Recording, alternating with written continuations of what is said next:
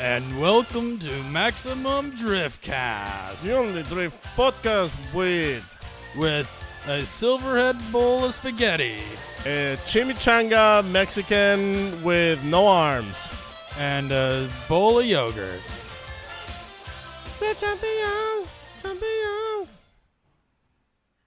Hey guys, welcome to Maximum Driftcast, the only drifting podcast where we're missing Sam again, and so we just had to figure out how to shoot the intro. Really? I thought that was a real thing, man. I couldn't tell the difference. I couldn't tell the difference either. It was actually pretty freaking good. Wow. And do you know what else, Paco? What else?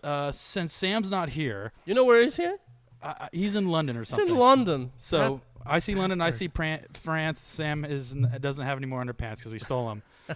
But anyways, with Sam not being here, I'm able to open the show any way I want because typically Sam takes control and I don't have a way to open it usually because Sam usually shuts me down. So with Sam not being here, guess what? I'm going to do my own intro. Do your own intro, Corey. All right. So first off, I want to thank all our Patreons. Thank you, Patreons, for doing everything you do for the Maximum Driftcast team. You guys are number one. Number one. The other thing, this show is brought to you by hot dogs. Hot dogs are great for a lot of things. They're stocking stuffers. You can eat them. You can give them to your friends as gag gifts. You can perform fellatio. Wait. Oh, Paco, come on, dude. This is PG. But Is it thanks. PG? Okay. I want to thank you. Big thanks to hot dogs and stuff. So, anyways, now that we got that out of the way, we got to get this show on the road. We just had some major technical difficulties with Paco's computer, and we're about 44 minutes behind schedule. So guess And what? now everybody's going to think that me and computers have problems all the time. Yep. Thanks, Corey. So we are going to jump right into this. And Straight on it. if you were paying attention to our Instagram, you'll know exactly what's happening. And if not, head over to Instagram.com/Maximum Driftcast. Our first guest here, I'm going to make a phone call. Yeah, just straight up jump into it. And Here we go. We're making an outbound call right now. Here we go. Let's see if it works. Oh, we got a little there you ring go. already. Yep. Hello. Good evening, kind sir. Hey, how you doing? Good. Hello. Who do we have the pleasure of speaking with today? This is Mike Kojima. Oh, Sensei Kojima. How long have you been practicing at Hogwarts for? I hardly read the book. Actually, I read all of them, so that probably means I'm a big geek, right? I think that means all of us are at this point. It's really lucky that you guys called late because I was having a disaster over here at the shop, and like our front gate fell over. Well, we've had a disaster of our own. Paco's computer decided to stop working for It the just past. needed to restart. Like, we're about to start the show. Sure, let's just restart the laptop right now and take a 30-minute break. So whatever broke your gate, Mike, probably broke Paco's computer. Yep. So Your fault. Yeah, like the wind blew it off the track, and then like I have a really bad back and I can't lift much, and I was trying to get it back on the track, so I ended up ramming it with a garbage bin and it popped back in. I just like picturing this whole thing happening with Benny Hill music in the background. yeah. Well, in case you guys don't know what Mike Kojima looks like, he's 6'7" and he's just stacked. He was a former bodybuilder before he got into the drifting world. So That's 6'7" lying down. yes, he's just larger laying down. But so Mike, what's your background? What have you done leading up to drifting? What do you do? I guess let's see. A long time ago, I was an engineer for TRD, or I guess before that, I was a counterman at Pep Boys. Oh, that's where you got all your knowledge from. Yeah, mostly.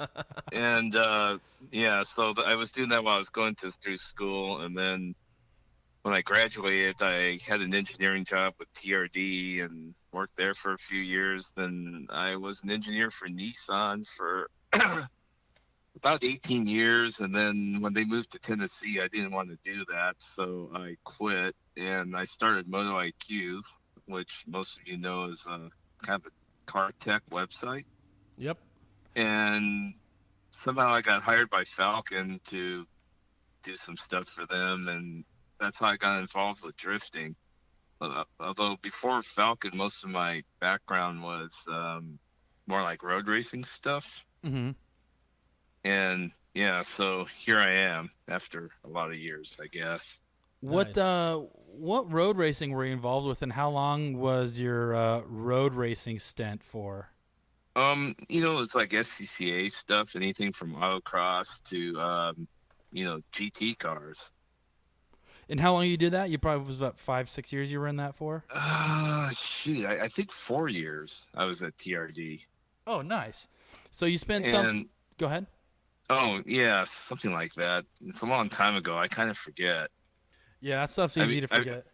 well, and I got bonked in the head recently, so I kind of forgot a lot of things, I guess. Yeah, we saw those photos, man. Look gnarly. You look like you were fighting Randy Orton, and he gave you an RKO out of nowhere. Yeah, that was about. I think I actually fought a table or something and lost. yeah. Those things do have 4 legs, so I can see why they beat you up. At least that's Boom. that's what he said happened. I'm still questioning if maybe he told something to Rathina and she just Give him a knuckle he sandwich. gave it a little knuckle sandwich. Or I might have been doing that when you would call strangulation stuff and it got out of hand. I don't know. I don't remember. You poor guy. But at least you're back at it again. Even though considering you took a fall, you're back at it. I saw you at LS Fest, and we just saw you in Atlanta. So you're kind of back on your feet, doing what you do. Obviously, Yeah, Mike. I'm getting better. Like at Long Beach, I was pretty useless, but now I'm actually able to do some things. So it was really a big hit. Like I mean, it was definitely affecting you. Oh yeah, at Long Beach, I was just kind of there. Wow. Thank you for your presence, Mike. Yeah, that's all we need in Long Beach. But so you've been obviously an engineer for quite some time. You did some stuff for Nissan, did some stuff for TRD. Falcon picked you up, and at that time when Falcon first picked you up, who were you working for specifically, driver wise, or were you just kind of overlooking the whole team?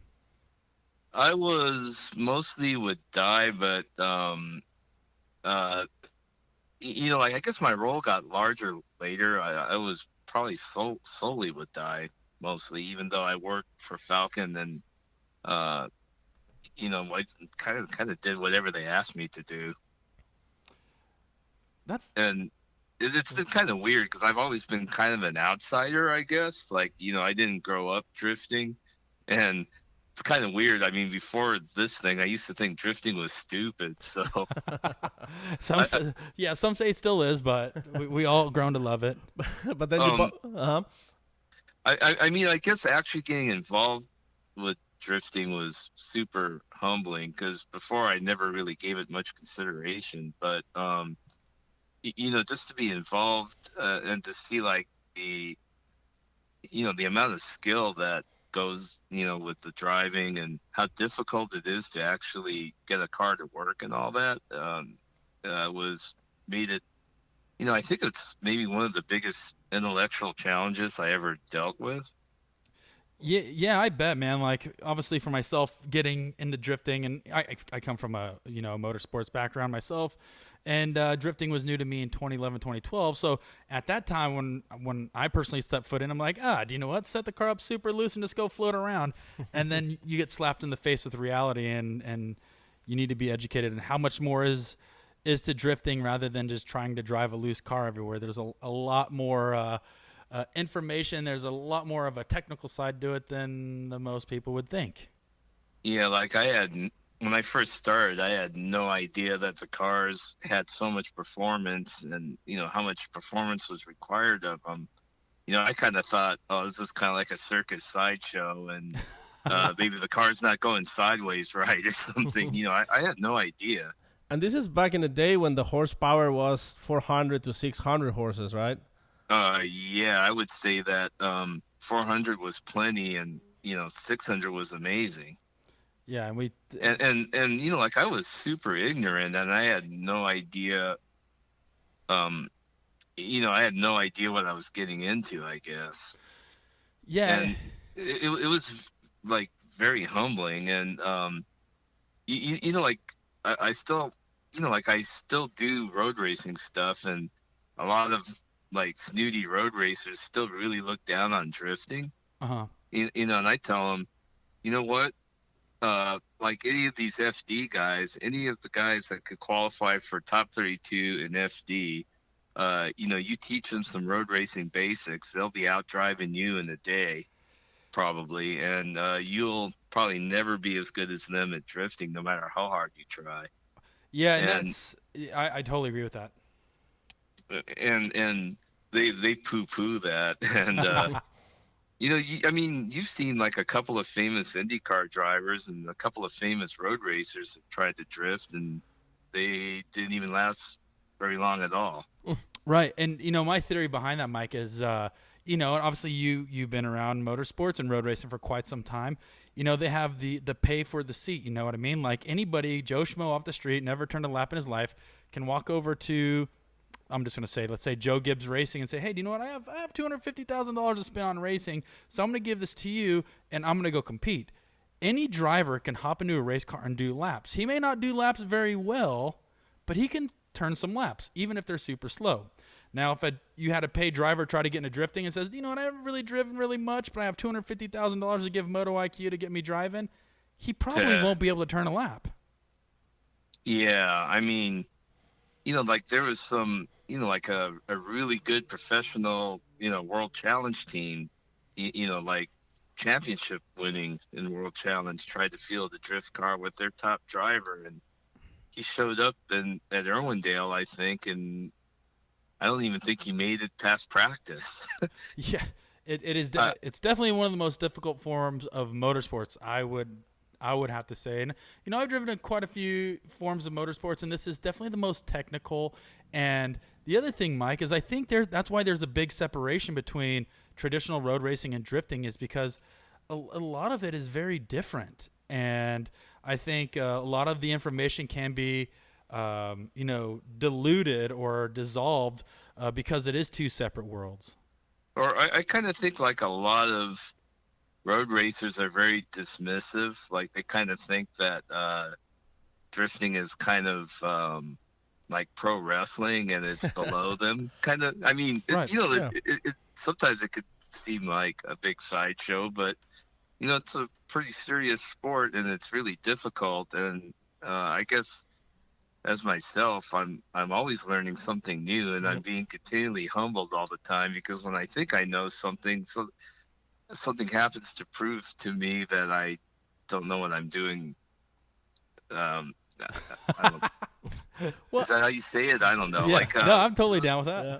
But like something happens to disprove everything that I thought.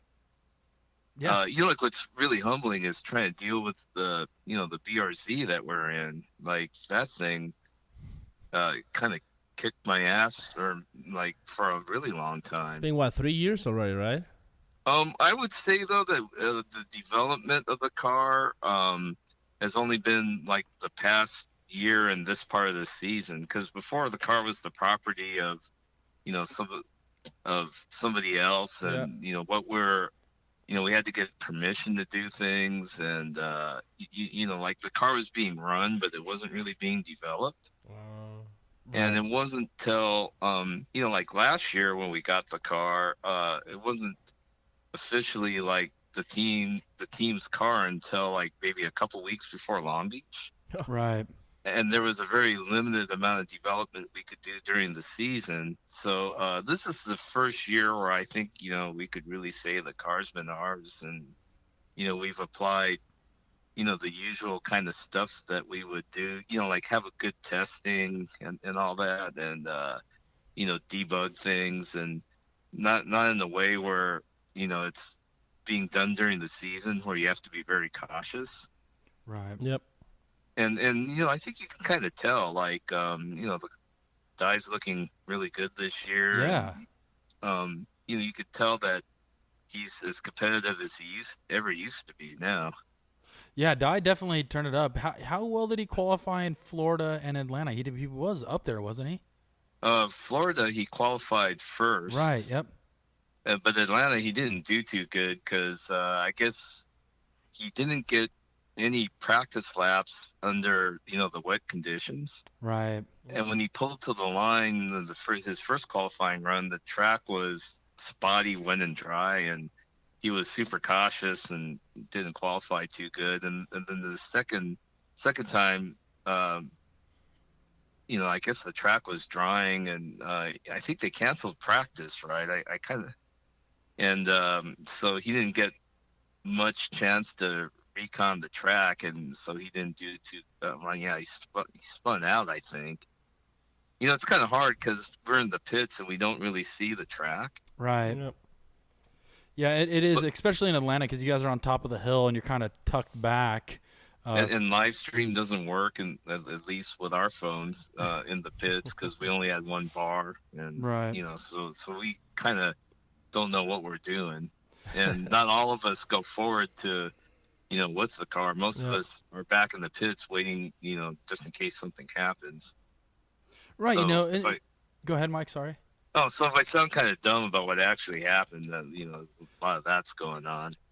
No, that's the thing, is that's a very, very interesting point, and I think a lot of topics that have been kind of floating around lately, and especially the topics that you bring up on the internet, it's like, with the evolution of this motorsports, are other opportunities going to be open? And we can compare this to IndyCar, we can compare it to NASCAR, GRC, and these other form of motorsports, is where teams have pit boxes and pit lanes with a live stream, so they can see everything, a live feed, and they get the information instantaneously. But that's something with maybe the development of the sport and where it's going, and maybe catching up to other forms of motorsports. Well, in a lot of ways, I think drifting has surpassed a lot of motorsports, because I kind of feel like, this is my total opinion, and right. But it's my personal opinion, is that we're probably one of the most advanced unibody limited race cars built, or maybe race cars offensive to some racers. Probably one of the most advanced competition cars that are limited to using the factory unibody. Yep. And when you think about it, what makes drifting fascinating, especially like if you're a gearhead, is it's the rules are restrictive, but they're quite open at the same time. Oh yeah. Yep. So you see like a lot of innovation and ingenious stuff being done with like the powertrain. Like we have to produce a lot of power in these cars, but it's not like making the most power, but you have to make enough power with a great deal of reliability. Yeah. And when you're talking about cars nowadays, like over 1,000 horsepower, and that's containing a lot of violence. You know what I mean? Yeah. So it's a lot of power being fed through the powertrain under really abusive conditions, and it has to be repeatable and reliable, and that's quite a like all the teams, all the pro teams, and even like Pro 2 and even Pro-Am nowadays, to be able to field a car that can take that kind of abuse and perform at that high of a level, like for 3 days straight, that's pretty ingenious, and it's actually endearing if you're an engineer and you're figuring all this stuff out. Yep. Yeah, and you look at once again, you look at other forms of motorsports, and they have a I don't know what you would call it, or a factory component a spec component that each car has to run, or Mm-hmm. it has to run a specific shock or a specific control arm. And in drifting, you can literally run a custom control arm setup, or you have a lot of adjustability where I think the verbiage is it's not homologated through the series, right? It could be just Right. Through the necessity. Yeah, you can develop it with the guidelines, of not relocating or over modifying the subframe. You can literally develop most of the car on your own without having to get approval from the series. And like for you, Mike, you created the angle kit that Dye's using on his car. That's something that you can't buy on the shelf, right? Well, I wouldn't say I created it. I mean, You developed it. Like I thought of all the geometry maybe, but then, that's not giving credit to Chris Eimer. He's like super gifted, and, I anything I think of would be nothing without him, because I can't weld. I suck at welding. Right. Oh yeah. Yeah. and he's really gifted. And, like I'm kind of an old dude, right? So I was born in the age of no CAD, right? So I'm like a drafting table kind of dude. Chris knows CAD. So, when we design things, like we sit behind the desk and then, I might napkin sketch or point out on the screen, and then Chris, does it. And then, we have the CAD data, we feed into a laser cutter and get all our parts cut, and he welds it up. So, like it's 90% Chris. Right. No, it's a team effort, but without the brain behind it, the product wouldn't exist. You know what I mean? So it's like, and he has plenty of brains too. Like a lot of people, I think, almost give me too much credit for what goes on. But I would definitely give you a lot of credit. When I first got into the sport, I knew Mike Kojima as the wizard. Yep. Mike Kojima works with Daiyoshi Hara. Daiyoshi Hara wins a championship. Yep. Mike is the Oh, dude. I remember actually, Mike. I remember messaging you on Facebook and asking you questions. I'm like, I hope he responds. I hope he responds. What and are you wheel ended up specs? doing. Yeah, no, and Mike did, and that was quite some time ago. But a lot of people give you credit because you've earned it too. Well, yeah, now you know what a dork I am, and it's not so cool, huh? No, dude, not at all. Yeah, we were hanging out LS Fest, and the thing is you get in the zone and do the business and make it happen for you and the team. And the fact the fact that you have Moto IQ as a open website for everybody to go and do research and people get questions answered. I mean, it also shows that you're willing to help and to try to expand the knowledge. Well, like I think a lot of people give me too much credit though, because back in the day when I first started helping, with the drift program, it was super easy to be way better than anybody else, because like half the people were hella flush with super stretched wheels and slammed to the ground, and like other people were trying to do stuff, but like my motorsports background is probably 1/3 power, 1/3 brakes, and 1/3 handling. Right. Yeah. So, like when you're in a new sport with young people that didn't come up in a traditional motorsports background, and a lot of the culture came from street cars and with aesthetics and all that. Right. It was super easy to do the basics well and kick everybody's ass and look really smart. Yeah. But I think when we came out with the S13 and with a, like an underpowered little car, like won a championship, and, we're dominating with cars that were a couple, 200-300 horsepower more than us. I think people saw that, and then everybody started paying attention to handling. And, like people in FD are resourceful, smart guys. And, Right. Now having me as a dude, I'm just another dude of a lot of dudes, you know what I mean? Yeah, and like you said, you brought the influence of more of a race car setup to FD when FD was more of the style and show.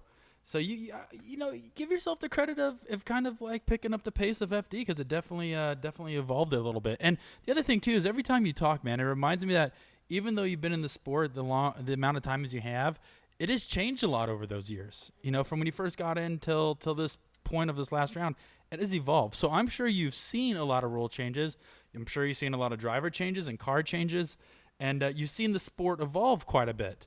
And leading up to last round brings up the topic that is blowing up Facebook right now, and it's just another thing that you proposed about rules.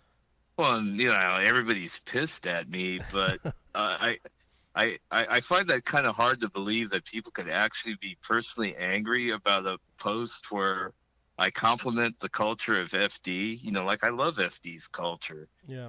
And I compliment the culture. I think it's great. But, oh, by the way, before anybody gets madder about what I say, this is totally my opinion and has nothing to do with my team. Okay. Yeah. No. So if you feel like being mad at me or something, it's me you're mad at, not any of our sponsors or my Or team. die. No, not at all, man. Or die, or it has nothing to do with it. And it's just my personal opinion. But it actually, I have nothing against anybody. And then like that's what I love about drifting. I love, like I'm from a road racing background, and in road racing, half the people involved are total pricks and dickheads. Yeah, I would. The thing is, I would agree with that too, because once again, I think coming from a similar background, Mike, is you walk through the paddock to some road racing events, and to share information is nearly impossible. To share tools. I would agree. It is very, very tough. Everybody protests everybody else. Everybody hates everybody else, and then there's certain cliques that are they're tight and they hate everybody else. And like when I used to race SCCA, I mean, one of the reasons why I quit SCCA was that I go, yeah, racing is really fun, but like all the dickheads involved are, I don't want to spend a lot of money and get yelled at by, imperious officials all weekend. Yep. And then, everybody knows that I'm the engineer. So everybody decides to like protest everything on my car every weekend. That was getting old. And the other funny thing about, more traditional motorsports is that the lower the level of the motorsport, the bigger the dickhead the people seems to be. Like, like autocrossers, serious autocrossers are like crazy in how dickhead they get. Well, they take autocross too seriously. We compare that to Paco, because we call Paco the Corvette autocrosser. Excuse me? I guess he didn't know about that. Me neither. No, it's Paco. Just pictured Paco. First time Paco went drifting was in C5 Corvette, ripping through a cone course, and he reminded me of a Corvette autocrosser. Knocking them all over. That would be like loafers and 100 years old. And there you go. Fingerless leather gloves. with a lot of Viagra in the pocket or something. Pretty much, and short denim shorts. Yep. Well, I mean, I read your what you said on Facebook. For those who haven't seen it, because I mean, this was on your personal Facebook. It wasn't like on a public page. This is just your personal point of view. We're talking about the possibility of limiting other drivers get help from other teams while during the 5-minute break.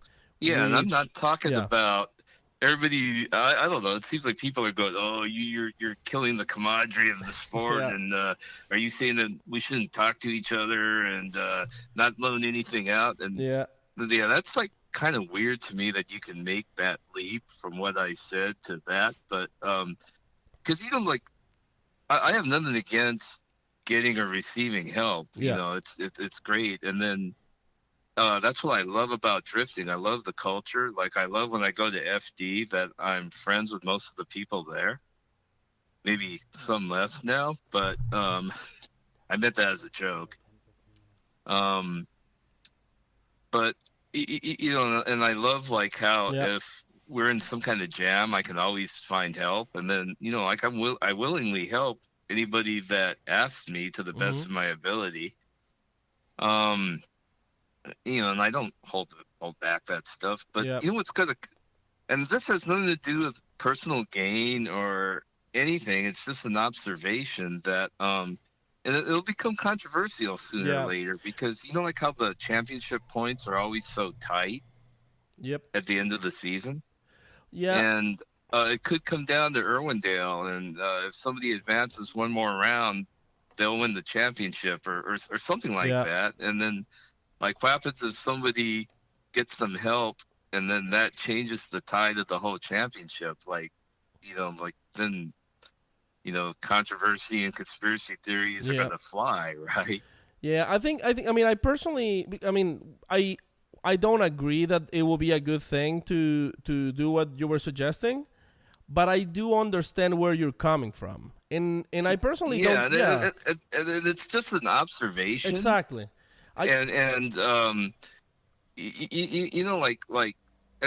People will get upset about this eventually when some huge, something happens. Like a historical 5-minute call goes down and somebody helps somebody, and I don't know. Yeah. That's the point I was making. I think the issue was, and this is again just my personal opinion. I think it was how it was worded on your post. It just seems to me like the structure of the sentence or the way you said it. It sounds very like an authority saying it, like, let's do this, let's ban this, instead of more of a, well, maybe I think this could be done. And that's why I think maybe some if people... anybody actually knows me, they know I'm not a very authoritarian person. Yeah, but that's what I'm saying. I mean, I think the problem is, like, when you read something, everybody reads it with their own accent, or with their own, like not everybody interprets something they read in the same way. Yeah, that's true, and I'm not too angry. I know some people are angry with me, but I'm not mad at them. I mean, some people that I respect quite a bit seem like they're pretty mad, but it's not going to change my opinion of them. I'm still going to respect them. Maybe if they choose not to like me, I think it just I'm really sorry, but I think it's just a matter of this needs just clarification. I mean, that you're not you're not pointing this towards anybody in particular. No, I'm not pointing fingers. I'm not trying to do some kind of maneuvering for gain. I just think that for the sport, it's going to become an issue sooner or later. Right. So and good intentions are great, but I don't know. Yeah. You know what I mean? Yeah. So, Mike, can you real quick for a lot of our listeners that can't see the post, can you kind of sum up on what you said in that post? Well, if you have a 5-minute call, I think it's great that a lot of people help each other out in 5-minute calls in competition. But sometimes I wonder if it's fair that somebody gets help and somebody doesn't, and let's say it's a historical 5-minute call and the championship is on the line and somebody gets help and somebody doesn't, is that fair? It could tip a championship. But don't you think that getting that help also has a lot to do with, if you're a good guy, if you go hang out, you're not a dickhead. People actually would help you out. I just don't see why somebody wouldn't help somebody just for screw him. So you know what I'm saying? I know. Go ahead, but Mike. What could happen, is let's say some team that's still in it helps, and that could tip the balance of something, and then the rumor mill could go for years and years about that kind of thing. I mean, it's just something to consider. Yeah.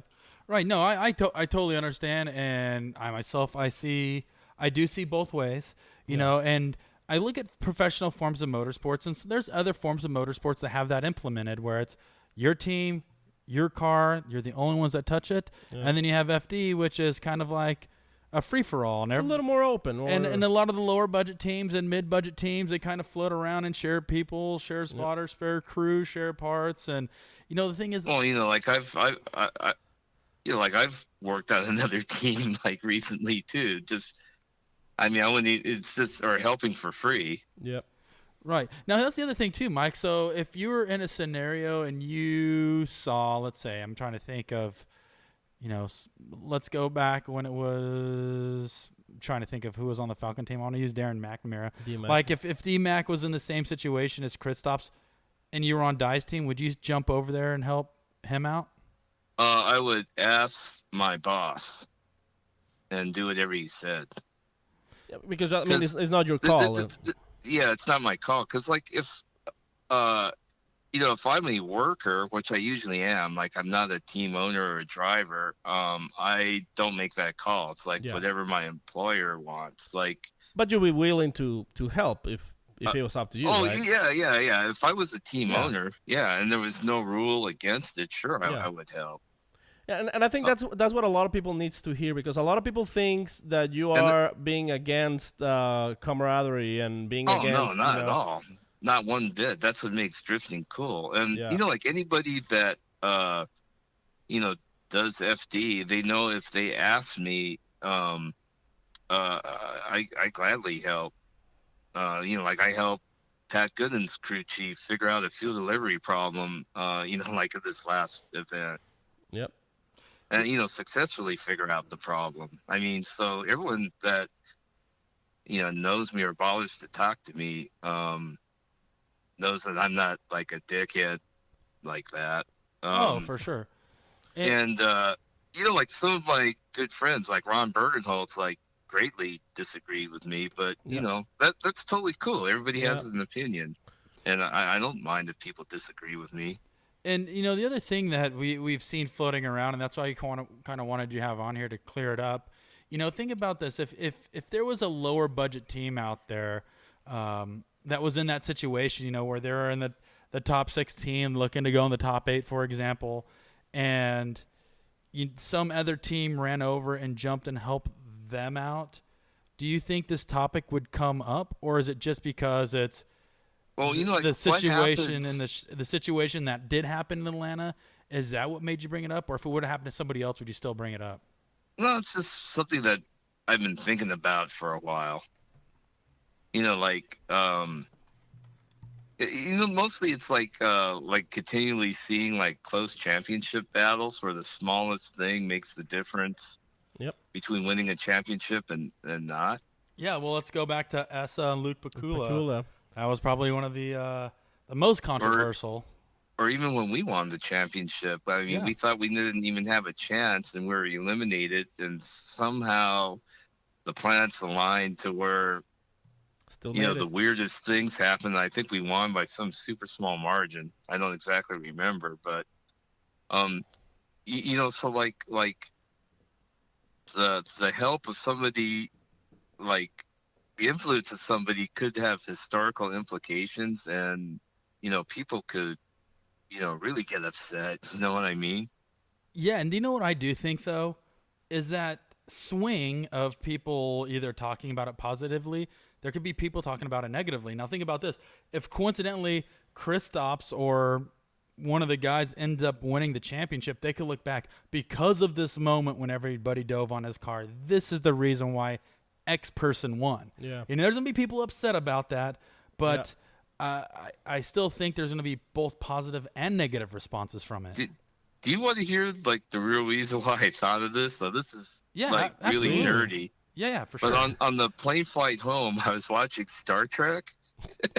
Right on. That's not nerdy at all. And like when the crew, the Enterprise, interfered with this primitive culture, and they accidentally, these primitive people accidentally saw the Enterprise, and Captain Kirk got super busted because, he violated the Prime Directive of, interfering with like a culture, even unintentionally. Mm-hmm. And they took away the Enterprise from him because, this was considered to be like a really horrible thing to do. And so I started thinking, wow, like something like that could have serious implications. And that's what got me thinking, actually. Thank you, Star Trek. Yeah, Captain Kirk. So Spock influence. Kojima. Darth Vader. But maybe something that might be better is to say, like, have 5 dudes work at the car max or something, and like I don't think any more than 5 people working on something in a 5-minute call is probably they'll just get in each other's way anyway. Yeah. I mean, I've heard a lot of people talking about like maybe making the 5-minute rule maybe to like a 7-minute or 8-minute. It just seems like Well, like I think like 5 minutes might be kind of good because like a lot of times if you can't fix it in 5 minutes, you're not going to fix it in 20 minutes. Right. I mean, that's kind of been my experience. But there's, certain things too, like, I kind of think that in a 5-minute call, the crew should be allowed to jack the car up and put it properly on jack stands before the work starts, and that shouldn't count because, there's like safety things going on, like a bunch of people under the car with just one jack holding it up and stuff like that, and like somebody can get hurt in the pits. I think FD has gotten a lot better because like Kevin's right there, and like Kevin can tell if something that's unsafe is being sent, and then Kevin will stop it. Right. But in the past, some really sketchy things got out of the pits, right? Can only imagine. Like toe strap, trailing arms, and things like that. And like it's just out of concern for safety of the competitors. Like, they should do things like not count jacking up as part of the 5 minutes. Mm-hmm. Just make sure everything is done nice and properly. Yeah. Right, and like if the car, like let's say you make contact in your second run, that servicing the car should not have to count. That should be separate. Like, you fix your problem and say, okay, Kevin, we got our 5 minute repair fixed. Do we now have permission to do our normal service? That kind of thing. Makes sense. It's just little things. Like, I think those are important for the main thing is like sometimes I'm really concerned about the safety of the crew. Yeah, if I'm not mistaken, you were even for the glue on the tires, right? That you consider that would be more of a safety issue, a safety enhancement than. Yeah, like I felt like if you needed it, then like if you need like bead locks or rim glue, then why not? It's not like a super competitive advantage. And everybody can use it, so it's not like they have the advantage because they're using glue. Well, if everybody can use it, then everybody should be fine, right? Yeah, it's not expensive. Yeah. And if you have a tire that isn't competitive and you need to do that to be competitive, it's not like a huge competitive advantage. And if you have a tire that doesn't debead easily, like a Nito or Falcon, just having a bead lock, it's a point of diminishing returns. Like, let's say I have a Falcon that works good at 15 pounds, but if I run it at 7, it's gonna suck, right? Right. With a bead lock. So, it would help a tire brand that debeads easier be in the show, and it's not like a crazy competitive advantage. So that's why I felt that would be okay. Well, I mean, I think after all we can tell, I mean that this is more of a professional concern. It's not like you're like trying to say, "Oh, I hate how things are in FD. Things should be my way." I don't like Ryan Turek and Chris Forsberg, so I'm gonna make them look bad. No, it's nothing like that. Yeah. Okay. I mean, I think people wants to hear that. Like I say, I mean. Just from reading your post, it seemed like a little bit like it was kind of like way too much of a coincidence, if you say, because it happened like when Turek and Forsberg were helping Kristaps. But at the same time, I think the internet wasn't being fair with you either. I think they were like totally misrepresenting what you're trying to say. I don't get butthurt too easy, but I just don't like it if like friendships are affected. Yeah, well, I mean, I'm sure you guys can talk that with a beer in hand and everything should be fine. and like I'm really sorry if that seemed negative and that wasn't my intent, but I do think that's something that needs to be considered, and like maybe most of my peers think I'm wrong on that, and that's totally cool, but I just. Like I hope they don't get upset if the tables turn against them and they lose the championship because of that. But I mean, and it's not for personal gain or anything. It's just something that I think needs to be talked about and maybe discussed. Observation. Yeah, it's an observation. Yeah, I think everything should be up for discussion, and at the end of the day, whatever gets resolved after everybody has their input. That's because that's what Formula Drift does, right? Like you guys go into the somebody summit. Should say things, right? Yeah, you can say like, well, I want this, and someone's like, no, I want something else, and then everybody kind of like gives their opinion, and whatever seems to be the most appropriate thing, it gets implemented for the next year, right? And like my other personal opinion is like 5 minute timeouts are perfectly acceptable, but there needs to be some concessions made for the safety of the pit crew. Uh-huh.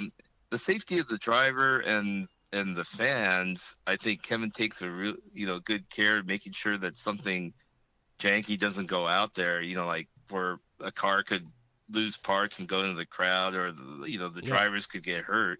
That, I think that's being handled well, but the nature of the 5-minute call and the tremendous pressure on the crew, I bet you, I'm guilty of this myself. I don't think jack stands are ever used in the 5-minute call. You know what I mean? Just jacks. Yeah, well, and Christoph definitely was using jack stands. Yeah, he was was running over. But I bet you, like half the time, I bet you jack stands aren't being used. Yeah, right. Yeah, and I've done it. And I've been under my car with just a jack. I mean, yeah, I think we all done that. we all do that, right? Yep. But that car will kill you dead in the blink of an eye. Yeah. And the car won't feel bad about it one bit. No, it's gonna keep going. Especially if it's a Mustang. And Christoph will just drive over you. And it would kill me to lose a friend because they were rushing to fix the car in 5 minutes and it fell on them. I mean. Yeah. Well, I mean, yeah. I think it's awful. Understandable. Right. It's a concern that's understandable. Talking about it. And I kind of think in the rush, I kind of feel that I used to think that a driver could get hurt by the cage failing, but Formula D's improved the cage rules, and they've added anti-wheel intrusion structures, and I think like the chances of a driver getting hurt are a lot lower now. But now I think perhaps the most dangerous thing is a pit crew person getting hurt in a 5-minute call. Yeah, absolutely. And like we all have a lot of friends, and we don't want to see any of them ever get hurt. Yep. Yeah, competing team or not. Yeah, this is something that definitely to consider and propose in the future, or propose as soon as possible. It's okay to be addressed, and maybe next time to avoid the backlash. And I'm not saying that. I mean, I'm totally okay with your post, but maybe next time ask directly to Formula Drift and avoid the internet. But it's interesting to see what other people think. It is. Oh, really true, absolutely. Because sometimes I wonder, am I full of shit, or what do other people think? Yeah, that's good observation. Yeah. See what. As a manager of a company, like I always try to get consensus with my employees for nearly, like every kind of decision we do, and like I try to get everybody's consensus, not just my business partners, for instance. Yeah, and that makes sense, because if they don't approve it, they're not going to be interested in it, and they're not going to implement it. It's to see if there's going to be something there for somebody to support. It's going to make them more involved. Yeah, I mean that's part of my personal culture. So, yeah, and I'm perfectly fine with people not agreeing with me, but I'm sorry if I got anybody mad. That's the main thing. And I just want people to know it's not for any vendetta or for my personal gain at all. It's just in the interest of the sport. And I could be right, I could be wrong, I could be full of shit, but it was something that I was thinking about. Well, I think that's what we all wanted to hear. So and I'm not backpedaling or anything, but it's just something that we all have to think about. Probably everybody that's involved. Cool. Yeah. Because I know it'll come up at some time. Yeah, maybe the driver summit in Seattle. So yeah, so that may be the summoning of bring it up the question. See what they say. Like I'm not involved in that part of it anymore. So. Well, we're gonna find a way to drag you back in it just because you're not in it. Mike says he wants to be here. Yeah. Well, I'm kind of surprised that many people even think that my opinion is that interesting to even want to fight you. Yeah. Like I'm kind of like a peon, and I've always kind of been a peon. Like I'm not a driver, I'm not a team owner. I don't think what I do is particularly that exceptional. I don't know. Well, I still think you are a setup authority when it comes to setting up a car and managing a team at some point. I think I still give you that Oh, credit. I think but I'm one of many, many very intelligent and skilled people. Like, you know what I mean? I'm not anything special. And that's why people take everything you say to heart, even if it's something as far as With a grain of salt. yeah, yeah. So a lot of people take what you say really seriously because you have been a name in the sport for quite some times, and even something as silly as a post, people will take seriously because it's the internet. It's coming from Mike Kojima, and it is the internet. But I know it's kind of getting a little late. We're going to get ready to wrap up the show here, Mike, and move on to the next thing. But we just wanted to thank you for taking out your time and explaining this to us, because I know there was a lot of questions and it stirred a lot of comments and things on the internet. And just want to thank you for kind of clearing it up and chatting with us on it. Oh, I love talking to you guys, and yeah, I'm usually pretty inarticulate, but you guys managed to make me talk. Hey, well, I can't wait till we can have you on for like a full 2 hours, because some of the questions on our Instagram, if you want to head over there, people are asking for suspension information and Mike this and Mike that. They were really bombing us with questions that I know if I asked them to you, we would be talking for 6 hours. 2 hours. So, yeah, that's kind of interesting. Yeah, it is. So, but we will leave you for another episode, a full Mike Kojima special. Yep. It's gonna be the Kojima files. The Kojima files is gonna be a 4-hour special. Yep. We're gonna have live music. You're gonna have a halftime show with Ricky Martin's making a guest appearance. Perfect. Well, I don't mind answering questions if it's not getting off topic too much. I guess. I mean, that doesn't help you either, I guess, right? Yeah, I think we're saving for the big one. Yep. I think we're gonna have a list of this, and they're not gonna go anywhere. And we want to have you back on probably within the next 2 weeks if you're available, and we can rehash all these crazy comments. Yeah, I can't talk about anything normal, but I can drone on about engineering shit for forever, right? Perfect. That's what we want to hear. But we got to hang out more. Like every time, I don't get out much, right? So whenever I can get out, you're usually on your way home or something. Yeah, yep. My favorite Kojima is Simo Kojima. That's my favorite Mike to hang out with. That's the only time I ever get out. Mike goes out and turns up. And you're still working. Yep. Yeah, like I'm at work right now. I mean, I was fixing the stupid gate with a garbage can, but yeah, so we got to hang out more. Yeah, man, we're looking forward to it. We'll see you in Seattle for sure, but we're going to be out California quite a bit, so maybe we'll just swing by and do some dinner or something. Yeah, call me anytime. All right, cool. Mr. Kojima, we're going to send you into the abyss of the night, and may the force be long and prosper. May the force be with you. That's a butchery. Like Andy Luck would be pissed. I'm glad you got it. All right, Mike. We'll talk to you in a bit, dude. Okay. Hey, have a good night, man. Yep. Yeah, definitely good to hear directly from Mike, because I think his words were kind of misinterpreted, because it's a small post, Dude, it happened to me all the time, especially with my bad English when I'm writing. I say some things. We're jumping into the next one because this guy's been waiting. Well, hello. Hey, did you have a chance to eat something? No, not quite yet. Been waiting for you fools to call me up. Well, I'm sorry. We were talking about Star Trek and... Dude, we just finished a full-blown Nerdtron conversation. And well, I heard it was rude to talk with your mouth full, so I figured I would do this first. What are you going to be eating for dinner tonight, you think? I don't know. I'm thinking about heading up to Long Beach and grabbing something. Poke bowl? Yeah. A poke bowl, or what will Forsberg eat tonight? It's what, Monday? Lettuce. Monday night is lettuce night. Yeah. Just straight lettuce and olive oil.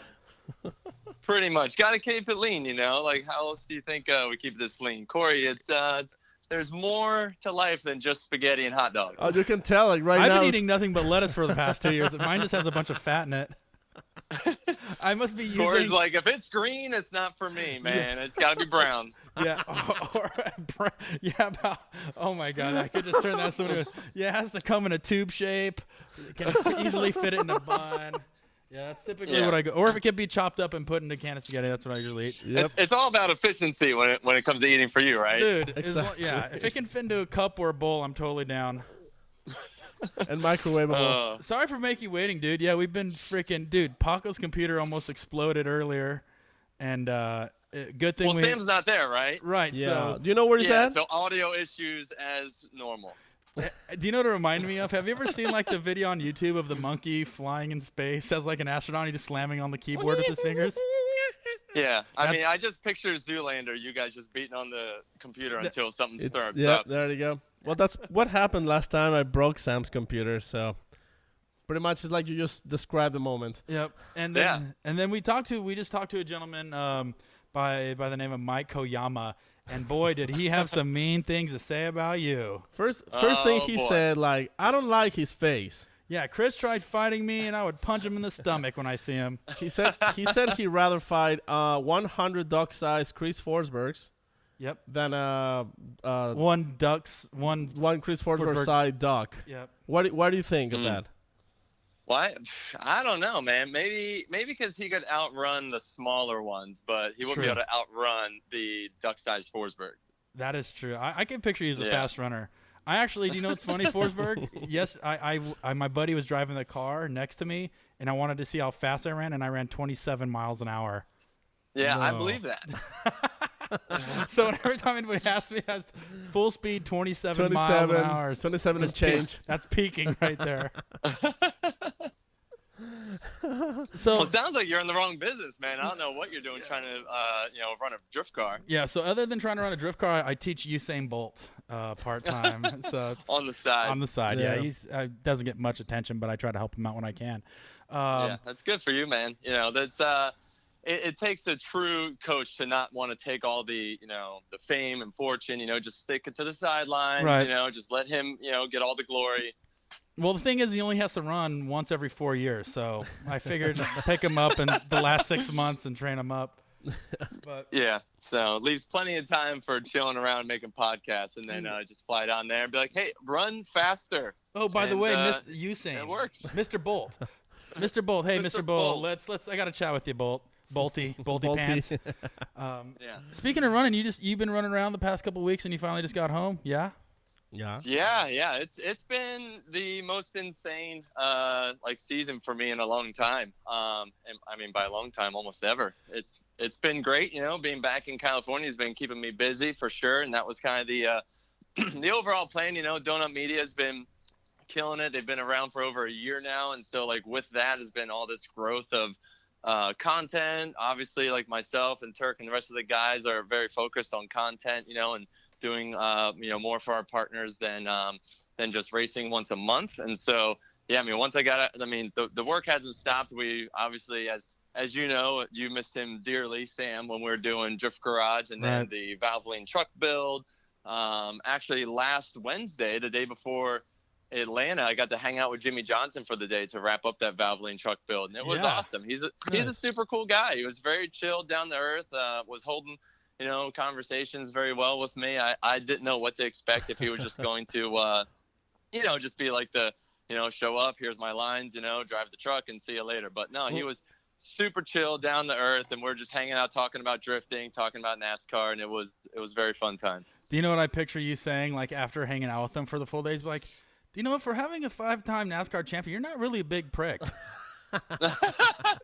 I really pinned you this big asshole, man, but hey, you're not a bad guy. I've seen that movie Talladega Nights many times, and you're totally not like those guys. Yeah. You had me fooled. Yeah, I didn't know what to expect, but it was cool. Yeah, what did Jimmy Janssen think of drifting? Yeah, Jimmy Janssen, he's pretty much a fan. Really? He liked it. As we were talking about, I was explaining a bit of what the sport is. He hasn't been to a race, but he obviously knew what it was, and we got a little into the details. And it's one of those things that, I tell everyone, I'm like, you really just got to go see it. As you guys know, you got to see it in person to really get a feel for what's going on.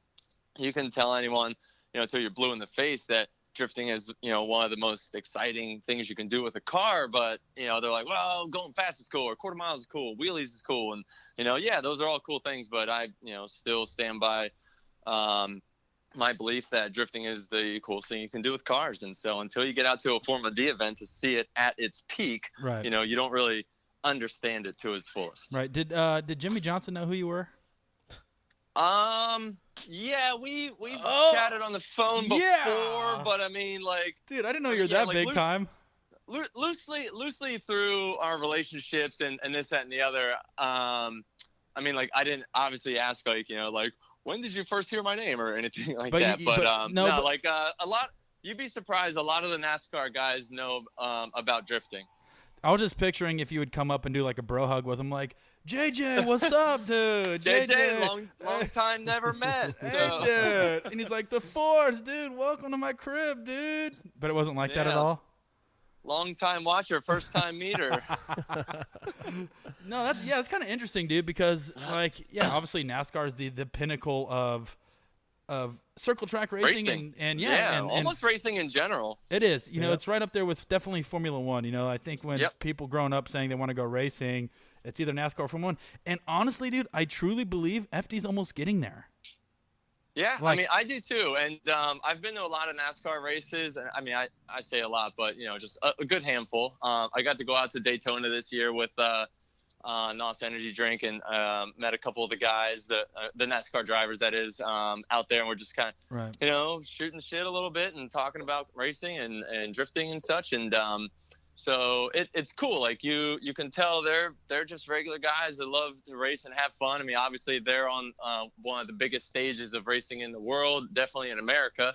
And, but there is that kind of, you can relate to it to a level. I mean, drifting is, it's obviously very, very scaled down, but in the grand scheme of, the live stream and the social media reach, it's not that far behind. The live attendance is, obviously much, much greater for NASCAR, just based on how long they've been around, the stadiums that they're running in, and just the amount of people they can cram into those, super speedways. But, drifting as a whole just has that killer core following. Yeah, that's one thing we've talked about a little bit is what would it take to grow the sport of drifting even more?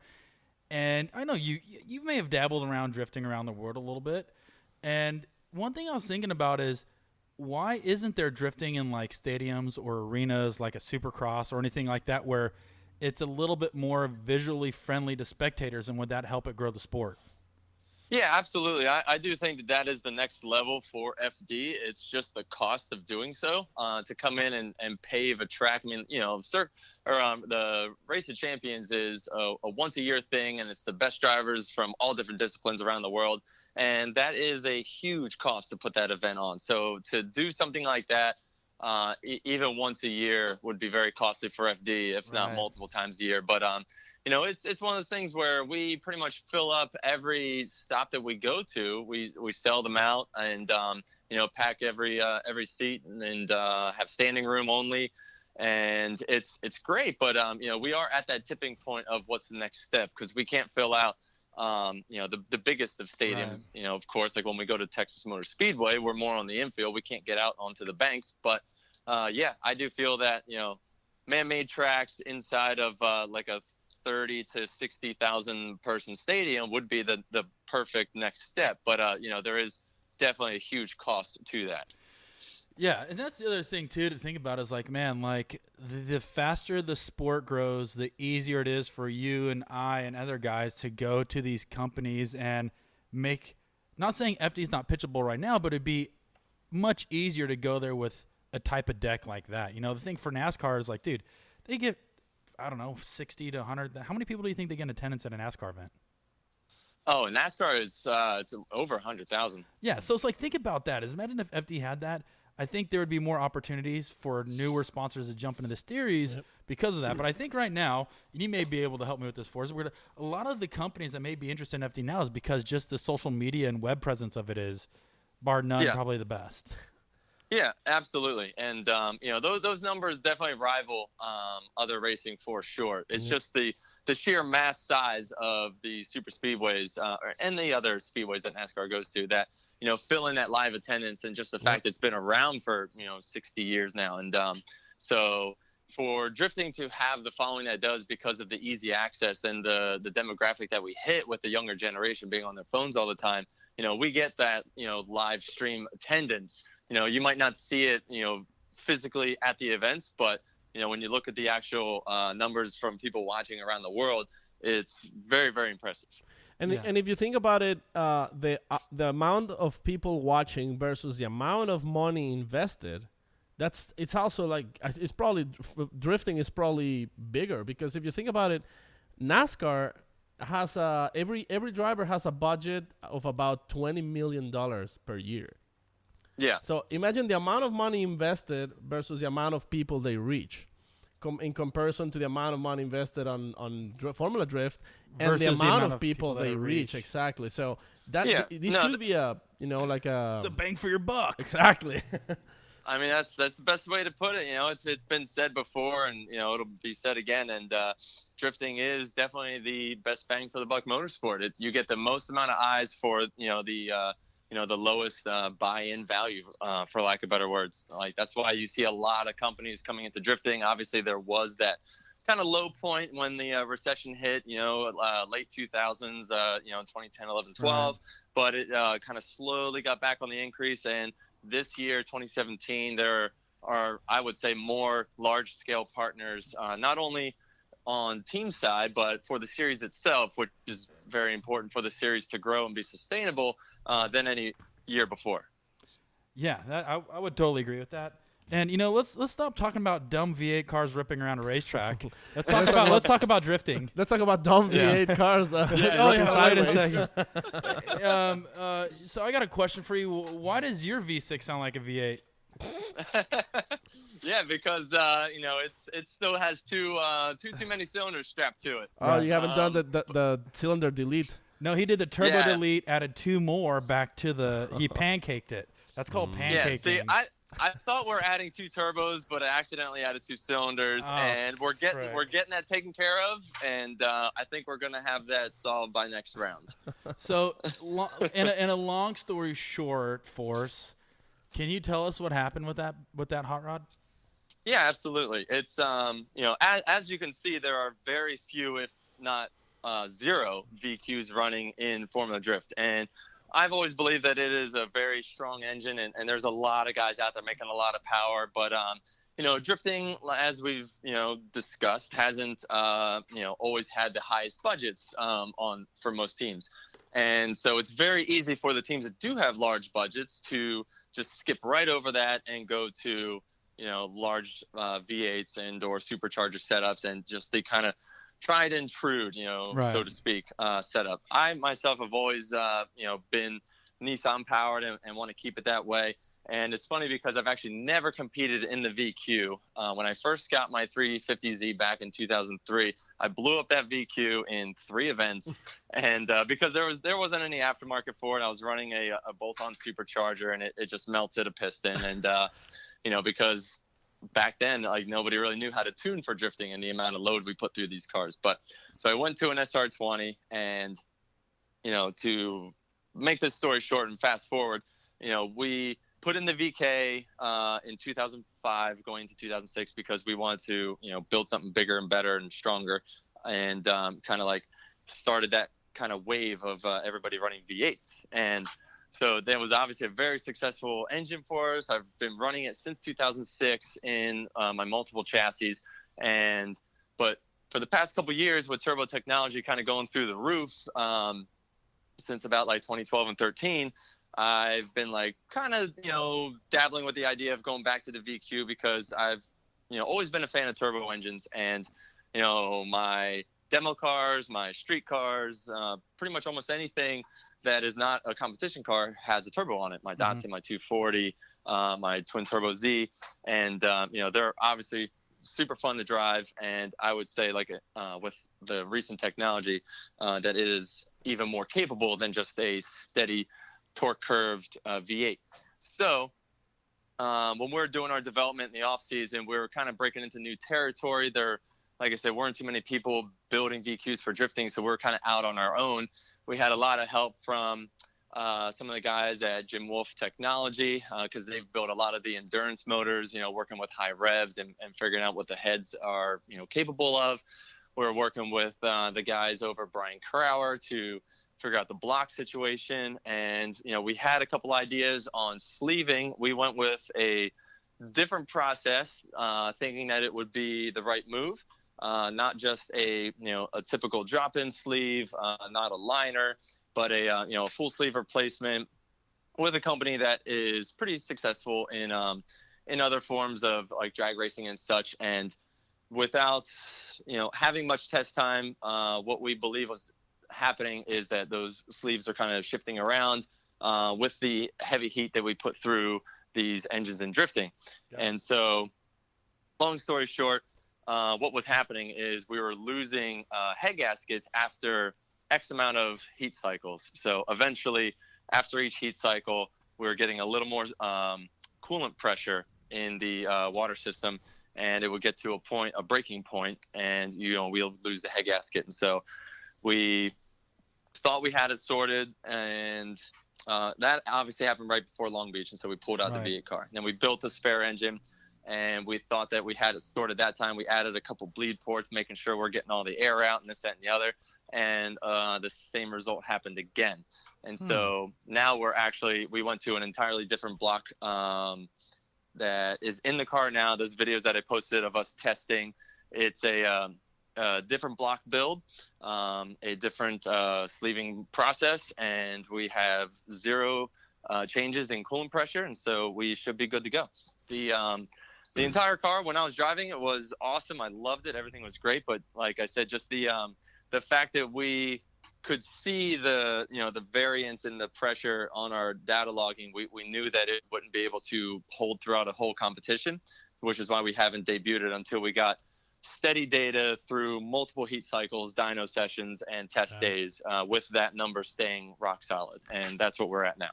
Is that the one that passed the Chelsea Denova test of abuse? No, sir. That was the engine number 2. That, got it. With a similar block as the first one. So, so that was that was the one where we knew that we were having the same issue. It wasn't something that was overlooked. It wasn't like a bad bleeding process or a bad just basically setup in general. It was we saw the same result with the same block design. So we changed it, third time's a charm, and we're ready to rip. Nice. So when is the maiden voyage? We're planning on Wall. So we were talking about trying to get it to Atlanta, but it would have been just a little ridiculous with the logistics trying to get it there in time. After our test day, what was that, about 10 days ago now?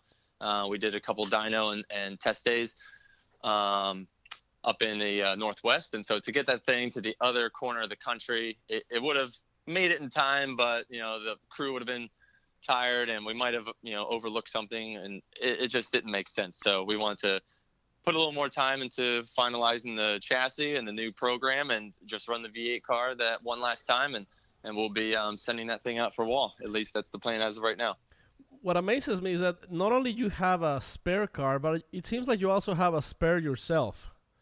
Have a spare Forsberg traveling with you or something. Yeah, I know. I was looking to have him take over. I wanted to switch duties, and I could hang out and sell some shirts and watch drifting from the Team Rowdy area. But I was like, I don't know. I guess I'll just drive today, and he can hang out. He can have the fun. Nice. And I also heard being teammates with Turks sucks. Yeah, I mean, it kind of sucks because he smells, a lot when he comes in from around. Typical Turk. Yeah. You always see him with his shirt off, because he just sweats a lot. And, but he's a hog. He's a hog for sure. Yeah. No, it's been great. We've obviously been great friends since back in the Club Loose days. We met back in 2003, and we've been. I'm pretty sure I talked about this before, but we were talking about trying to get on a team together back in 2006. So this has kind of been a long time coming, and everything finally lined up, and it's going really well. Yeah, how is everything going? Like the mesh, obviously, you guys driving together forever, and now competing on a professional / business level. How's it been? Yeah, it's cool because we're able to align our schedules a little better, having our cars together. We obviously do a lot of projects with mutual sponsors, and one of the biggest things that was cool for us is since we're working on these projects together so often, we were able to merge a bunch of our partners at the beginning of the year. And Turk is now has a NOS Energy Drink associate. Oh, nice. I have a Black Magic associate, and there's a couple others that meshed across the way, and it's been great. So we're like having those multiple shared partnerships make it easier for us to make more content with them. Yeah, the thing is you guys are partners, in competing, but you're also partners of working on competitor cars, which is bullshit. Yeah, yeah, it's pretty much total bullshit. No, but leading up back to Atlanta, obviously we just talked to Mike Kojima, and kind of got his thoughts on his post because he did put up a wild, outlandish post that we had a chance to kind of pick his brain on and see what the actual meaning was behind it, because from our understanding initially, it was him saying that, hey, FD should probably start thinking about implementing a rule that prevents other teams from working on cars, because that could sway championships and that could affect, the way the season rolls out, and that is unfair. And he was just thinking, it's like, there's some teams that may get that love and there's some teams that won't. And I just want to know kind of what were you in that moment? Were you just saying, hey, I'm going to help out a friend? Or it's like, dude, I'm going to go fucking sway the championship right now? Yeah, we were at that point just helping out a friend because, with that being said, Chris Stapps is an awesome dude. He's my buddy. We hang out when he's in town. He actually stays at our house when he's in town. And, he makes a little guest appearance on Drift Garage because we're shooting when he came through, and you'll see that in a future episode. But no, he's an awesome dude. We hit it off once they came over the first time, a couple years ago, and I'm planning on going out to his event, the HGK event out in Latvia, in another month or so. I was supposed to be there last year, couldn't make it, scheduling conflict, which is why. Matt Powers was there with Turk last year, and then they had an awesome time, made a couple videos, and competed in those events. Yeah, no, it was sweet. But so gonna be going out there and hanging out with them again. But Chris Stapps is awesome. He's a good friend of ours, and so once we were knocked out, and we obviously wanted to stick around and watch the rest of the show, especially since our buddy was still competing. We get out there and, we see his run with Dean, the first one. He goes out and first run, he's leading. Dean hits him and, in the first turn. And, they circle back, come up the hill. We're just kind of like leaning in the window, chatting with Chris Stapps. He stayed in the car. The damage wasn't too bad. We're checking out the rear wheel. It was, a little banged up. And, because Kevin gave him 10 minutes. It was 10 minutes to look over the car and make sure it's good. So we're all kind of taking our time, looking at the front, looking at the back, throw toe plates on the front, throw them on the back. Not us exactly entirely that time because it wasn't such a rush. It was, Harris, his crew guy, AJ Moose, who's a Club Loose Pro who helps out the HGK dudes on the weekends. They're checking over the cars, and like me, Turk, and Dylan are Dylan Hughes from our program. Yep. He's we're just kind of making sure they're all good to go, which, like I said, light damage, all good. Go back out for the next run, and it was basically just Chris Stapps kind of having to hold it together and get through his chase run. And he goes down, does the run, and as the video shows, he's just kind of like stuck to his Dean's car. He's all over him.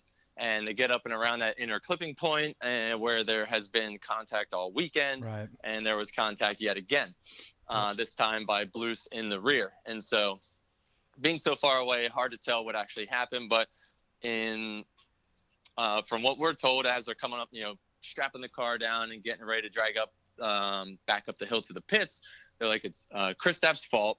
So if he wants to repair his car, he has to call 5 minutes. And so the unfortunate part about this whole thing is that all the other runs were done, and so it was a matter of waiting for this battle to finish for the winner to move on to the finals. And so, they come up. Dean drives up, he whips around, he changes his tires and everything else and gets ready to go. And Kristaps' car finally comes back up the hill and gets dropped off. And at that point, we're like, we're just there and waiting and ready to help. So because we know that Kristaps and the HTK guys are not to say under budgeted, but they're kind of understaffed. They have a small team. You see that podium picture. There's only 4 guys. One of them's a spotter and one's a driver. So there's only 2 guys on the ground, and one of them is a weekend warrior that just comes in and helps out. And it's even funnier since they all speak Latvian. AJ doesn't even wear a headset because he can't understand them. Screw these Americans. They're coming up the hill, and we're trying to talk to Harris, who is not as, fluent, not as clear with his English as Kristaps is. So we're trying to get the info relayed from him, from Kristaps, and he's like, "Yeah, tie rod." So we're like, "All right." So we pull the steering rack out. They're getting a bunch of tools together to get it swapped out. I take the steering rack, and I'm busting the tie rod off of it to get it ready to swap onto the rack, and we wait for the car to come up the hill, blah, blah, blah, blah, blah. Drop the car on the ground. I'm standing there talking to Kevin, just trying to figure out exactly what the deal is. I'm like, all right, so they're going to back the car off, hit the ground, how much time do we have? Who's got to call the 5 minutes? Trying to make sure that they're doing all the processes correctly. Right. And so he's like, yeah, the 5 minutes has been called. Once the car is done and on the ground completely, I'll tell you when. You guys go at it. And so it was mainly Harris and AJ, getting after the car. And I was on the front end with Harris, making sure the tie rod was going on. And AJ, busted it loose, and he goes to the back end of the car to start working on the rear wheels. I'm eyeballing the alignment, trying to get, the wheel straight, because the front end's in the air. While they're putting the tie rod on, we're trying to crank it on, and there wasn't going to be enough time to get it all swapped and set on the ground and set toe plates. We're just doing a quick eyeball alignment. Essa at some point runs over and gets on the steering wheel, and he's trying to line it up for us. And there's a lot of yelling and screaming on because there was not great communication going on, because there's multiple people from multiple teams. The head guy from the HTK team does not speak, very good English. Right. And so we're all just trying to do the best we can here, because we knew that they weren't going to make it if it was just those 2 guys. And so they, we get the tie rod on there. We're cranking it down. We're getting everything tightened up, and it's about 2 minutes left. The other guys were assessing the rear, making sure it was all good. And so since he already did basically a full lap at that point, on the tires, he was not going to be able to make the one more time 2 runs. They had to swap tires, right? Yep. Right. And since they are an under staffed and budgeted team, they were basically out of wheels and tires. They did a couple one more times. They're running for the finals, and so they had to run these backup wheels. And so the reason why everything kind of, I don't want to say fell apart, but the reason why that it didn't get done in time, what should have, in most people's minds been an easy process, is BMWs use lug bolts instead of lug nuts, factory, right? Right. And so the wheels that you can see in the video that get swapped on are, the white center chrome lipped wheels. Yep. Those wheels were for lug the bolts. new car. Yeah, they're for the new car, the E92, and so the offset was way off, and they have an adapter that converts the lug bolts to lug studs, or to studs, so you can run lug nuts, right?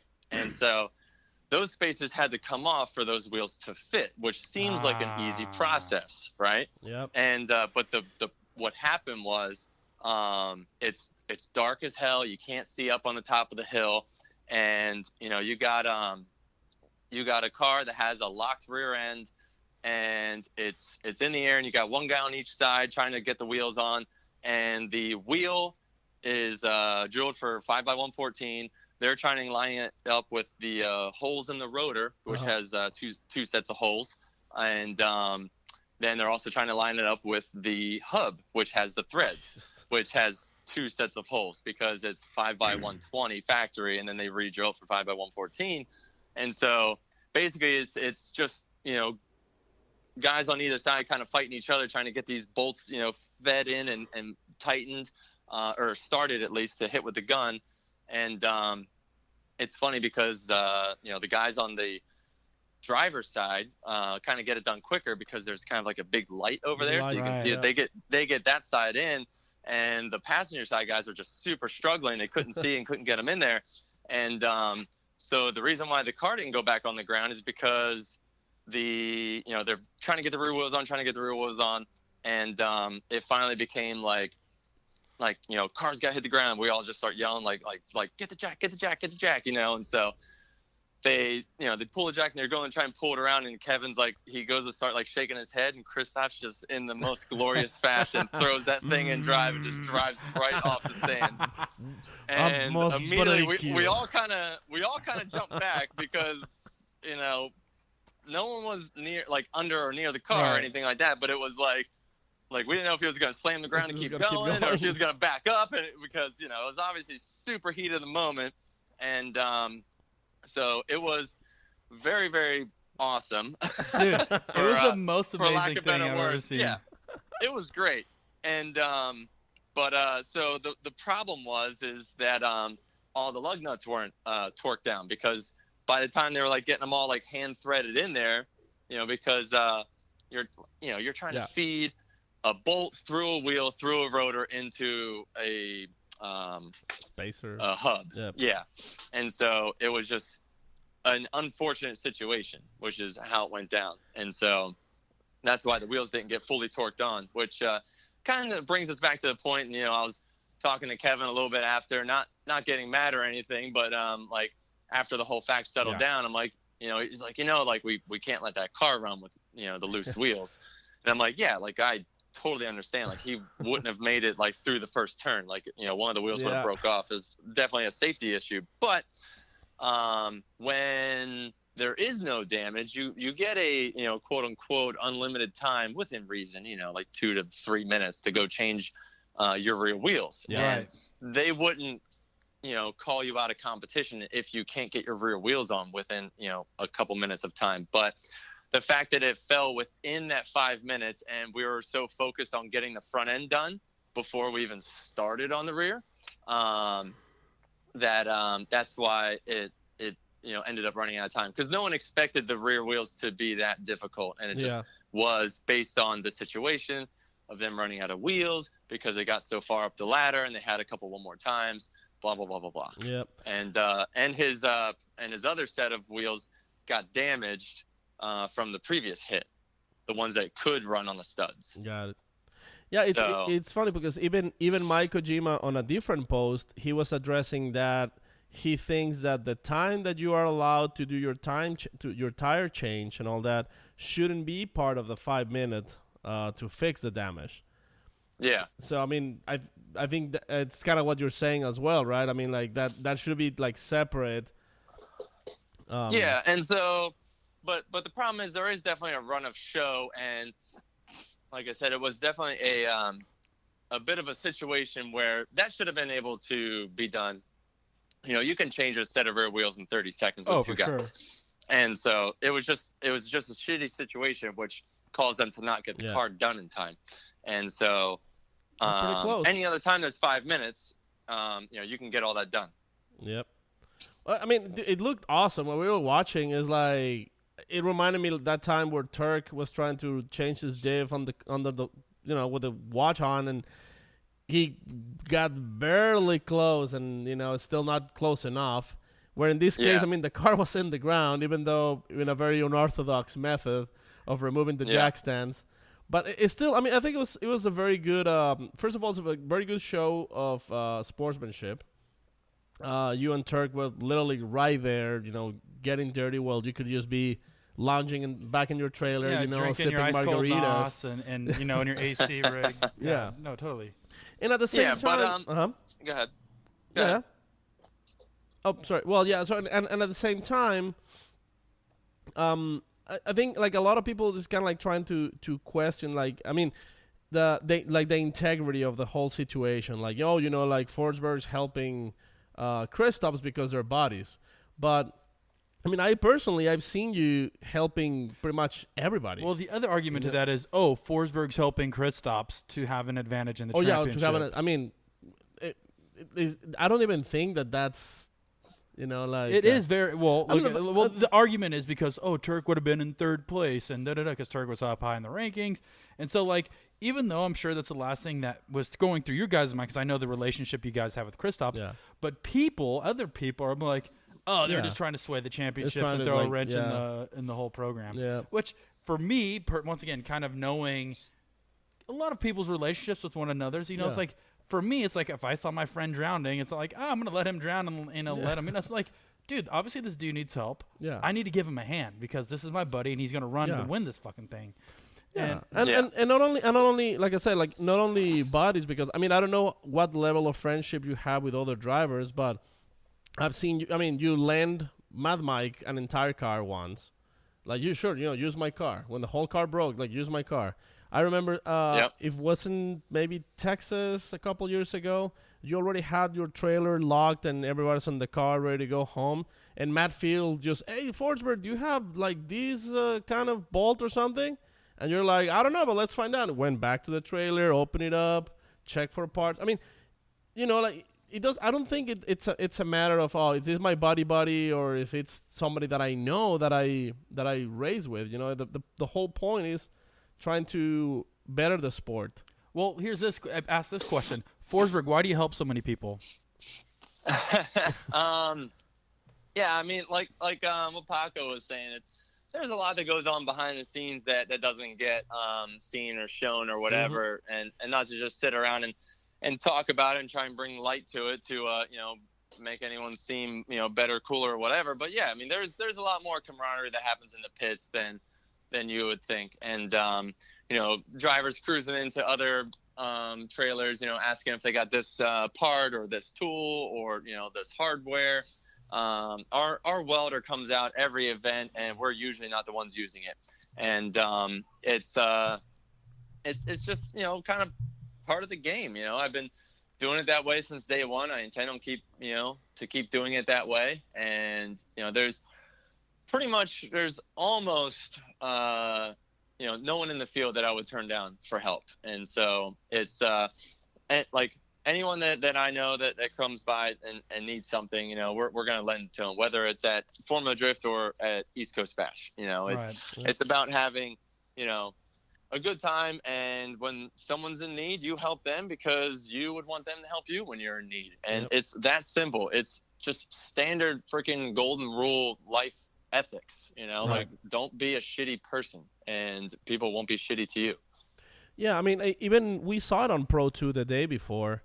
The very last race, it was pretty much a buy run, the final race, because the other guy broke down and he couldn't compete on his final race. Wow, so Byron made it to the finals? Byron made it to the finals. What an animal. Yeah, that'll happen. Dude, what an animal. But, I mean, the guy who won, I think it was Travis Ritter, right? I believe so. I think he won. So I'm super sure that even though, he's like, well, I mean, I got my first place guaranteed, I still think he would have rather said, well, I really want to have the battle, I think you enjoy it more if you actually go and race and win than when it's just given, like, oh, well, the other guy broke, so I guess I win.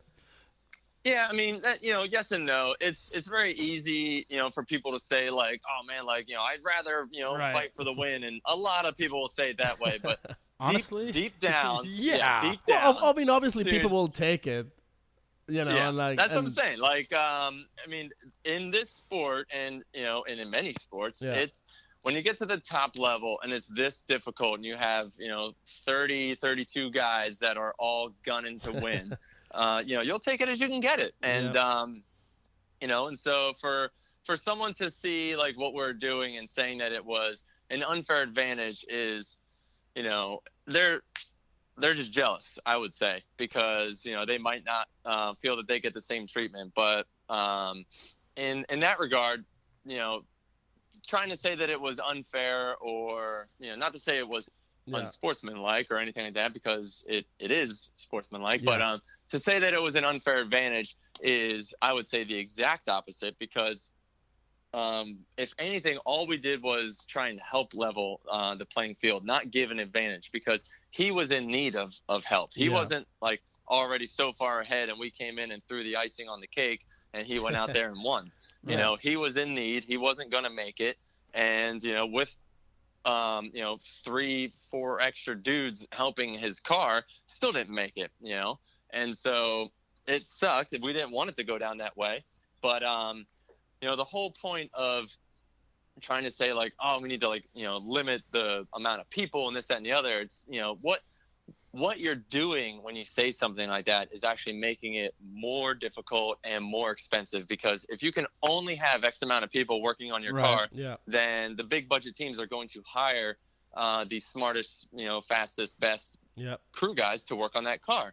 And that's going to make it even more difficult for smaller teams to be able to keep up, because they have their friends and family coming out to, when you can't afford 2, great mechanics, you're going to have 5 of your buddies that can, do simpler tasks. And, they're going to each focus on one little thing. Like one guy will, just focus on changing tires. One guy will do fuel. One guy will be able to do suspension. And, that's how those teams are able to keep up, is because, there are more, the ability to have more. And there definitely gets to be a point where there are too many cooks in the kitchen. And, we were almost at the verge with that, with helping Kristaps, but it was, like I said, the 2 of those guys would not have been able to get that job done in time. And so with us getting in there, like I said, it still didn't get done in time, but to try and further push that down the line and say that that's what we need to do from now on is absolutely ridiculous, because we're not on the level. This isn't F1 or NASCAR where like every team has 8 crew guys and they're the fastest, strongest, fittest guys, and they're over the wall and they get the car flipped around and changed out in 12 seconds and back on the track again. Like, that's not the case. And so we have 5 minutes to do a lot of work, and you need all the help you can get sometimes. Yeah, and that was my argument, that if the series was already on a level where every driver who signs in and is racing, they're all on a very plain level where all have like $1 million budget every year. Well, it's very cookie cutter. Exactly. But I mean, at that point, it would make sense, because everybody's at a plane at the same level. But like in this case, it's like you said, Kristaps seems to be, he was on the lower level. He needed to be brought up with help. It wasn't the icing on top, like you said. And that's the thing. Like, so to think that, people helping other people is an advantage, that's absolutely not the case, because the reason why you don't see it happening all the time is because FD is getting to that level where you're not exactly going to see.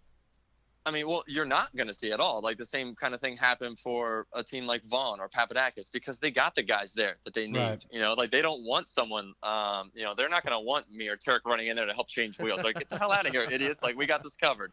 So. Like, we would be a disadvantage to that. So, like I said, if anything, like, that levels the playing field. It does not give an advantage, because coming in to try and help on someone else's car, most of the times you're going to work slower than the people that know the car. But when you're that understaffed, you're just helping fill the gap any way that you can. And, when you're going up against someone that's coming from a 3-car team, not saying that, Dean shouldn't have this ability. Obviously, like, we have a 2-car team. That's why there are so many 2-car teams this year. That has been a hot topic, obviously. Because you get more crew, you get more people working together, and you get better communication to have that extra staff. But when he has crew from 3 different cars able to help out when he needs some tires changed and his car looked over, that's easy. And when Kristaps has a front suspension part break and he's not even able to drive the car, and get tires and fuel and the car fixed and realigned in 5 minutes, that with 2 guys, it's never even going to happen. Yep. Yeah. No, I have that's the thing, is like listening to all this and once again talking to Mike and looking at this situation, is like, At what point could that have been negative? And I'm trying to think of at what point could have been negative that you guys are working on the car. And I've been really trying to think about it because I'm trying to understand. And I'm thinking about, like, okay, say Kristaps was running against Harry Berry, right? Harry Berry is a no-name, and Kristaps' car. I thought Harry Berry was your spotter. He's going to be this year. He's retired driving because his car kept breaking. Okay. But let's say Harry Berry, he's driving, and he ended up crashing, and his car's not working. And would Harry Berry get the same attention from Forsberg and Turk as Kristaps would have got? Or is that just purely relationship based? And would that be a disadvantage to Harry Berry since he doesn't have that relationship? Yeah. See, that's I mean, it's hard to say because the thing is, everyone has that kind of relationship Absolutely. with someone. Like, you know, we know a lot of people in the pits, and you know, it's hard to say, like, oh, there's, like, you know, going to help this person, but not going to help this person. Right. But there are, like, everyone has, I mean, friendships are, you know, different size circles. And the smaller the circle is, the more you're going to be intended to help that person. Like, you know, there's plenty of other guys in the pits that I'm buddies with, but I know that they have closer friends that are going to be right in that wheel well before me. Absolutely. And so that's totally fine. Like, I've helped plenty of other guys in the past, and it's not to say that, like, you know, this person's on the list and this one is not. It's just, it's situational. You know, it's like, if you can visually see that they need help and you're not a dickhead, you're going to help them. Well, and that's exactly what I was getting at, because I was literally trying to figure out every scenario what this point could be negative. And that was the only scenario I can get out. And it's really, like Chris said, I don't think it could be negative, because I think everybody has their own social group that is going to help them if they're going to be in that area. I don't think it's and those social groups typically already exist in the teams. And so, like, but to say, like, oh, well, that's not the point. The point is team helping other teams. And, you know, like, we were already done for the day. And so we're just there watching, being fans and rooting on our buddy Kristaps. And I know that I've, you know, seen this in the past. This isn't the first time, you know, that another team has helped another driver. Right, it absolutely. happens all the time, almost every event, maybe a smaller scale. But, you know, the fact that Atlanta is a special event, everything happens on the hill, and it's very visual and it's crazy. And so it's easy to, like, kind of spotlight it and to really see it, especially, like I said, in the fashion that it happened. And so, like, it was a bit of a spectacle. Not that we were intending it to be that way. We just wanted to see, you know, our buddy get back out on track. Right. The other thing, too, is the cool thing about that particular event was when I was watching the live stream, because I don't go to FD events anymore, was that I think they used up all their commercial breaks and they had nothing else to shoot but that. So that was kind of like the first time where everybody actually seen the pandemonium of what actually happens in the hot pit. Because everything before then, it's like, hey, we're going to cut back to the Motegi Super Drift commercials. And then you don't see anything in it. And then it cuts back to Kristaps, and everybody's, like, standing there panting and sweating, not knowing the chaos just went on. Yep. But FD's like, fuck, we just burnt up all our last commercial. Nobody wants to hear the Motegi music again. And then they watched the whole thing happen. They watched the full 5 minutes of that, which was super cool. But I think everybody finally got a taste of, dude, when shit goes down, it literally goes down, and it's all hands on deck to get this thing running. And I really think that moment put a spotlight on the series of, dude, you still have Forsberg and Turk in their suit diving underneath the car trying to get this shit running.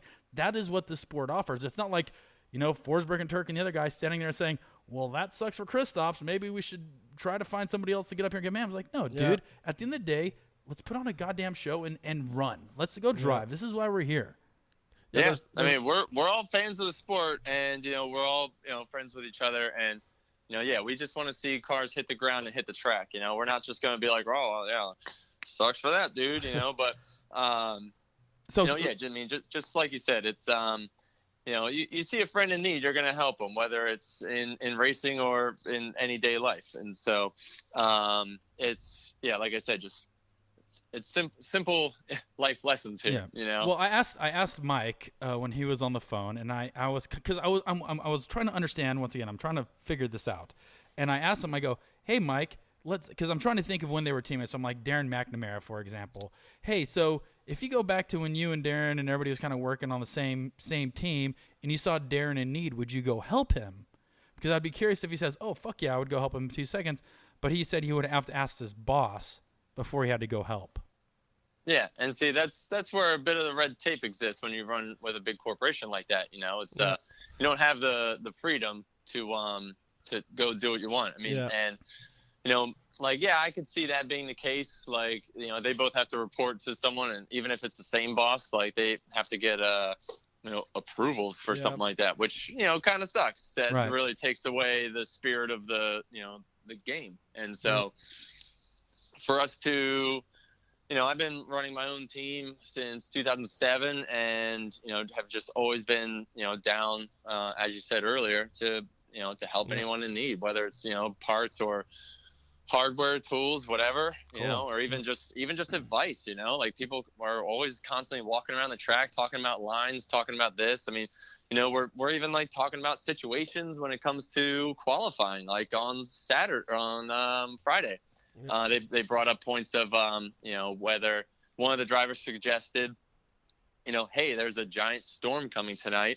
What do you say we let the fans, you know, see some dry, fun qualifying, and if they want to leave, they can leave. And so we all got one practice lap on Friday and went straight into qualifying.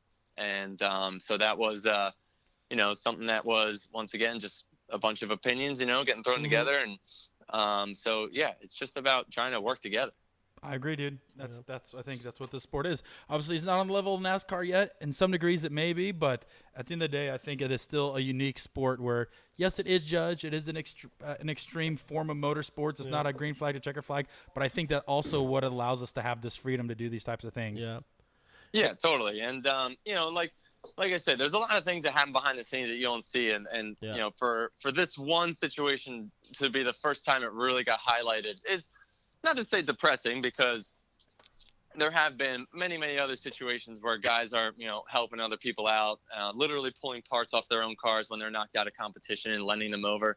I mean, like, Gucci gave Turk his spare turbo, because Turk's turbo was kind of falling apart in top 32, but Gucci got knocked out. But on the flip side of that, you know, how you're saying, like, oh, like, you know, disadvantage, this, that, and the other, to have other teams helping you out.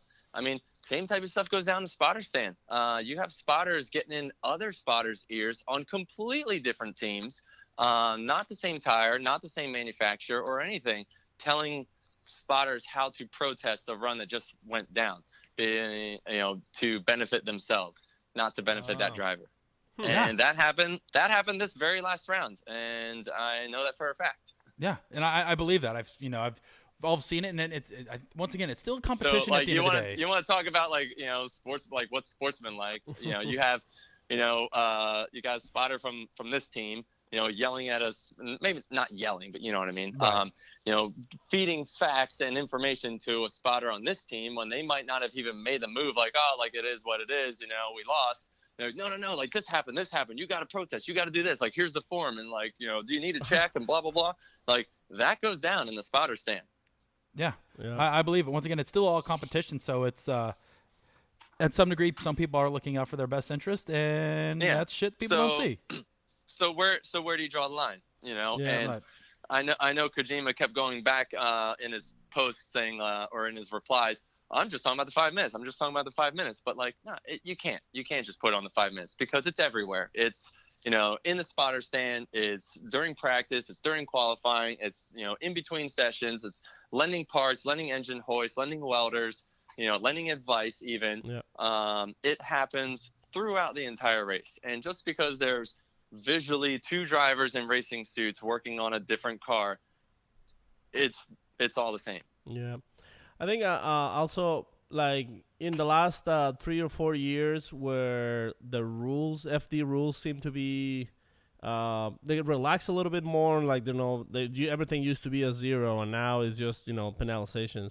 It seems that, like, the sport is more enjoyable when there's not an excessive amount of rules. So if you start like policing, like, little things like that, where there's so many rules and there's gonna be, like, so many ways to try to go around this and ways to try to go around that, it stops being fun. Like, literally, I mean, a lot of people already complains, you know, like, oh, for professional drifting is not fun. This kind of, like, takes away that, you know. Like, I think that's I'm glad I agree. I don't think that the people shouldn't be allowed to help. And so I think it definitely is one of the things that sportsmanship and camaraderie between drivers is one of the things that keeps drifting separate from other kind of motorsport. Yeah.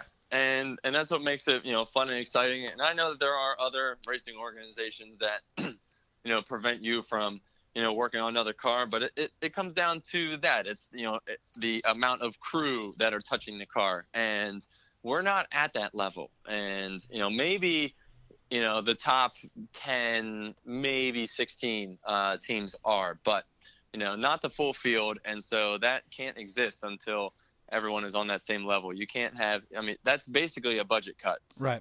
What you're doing.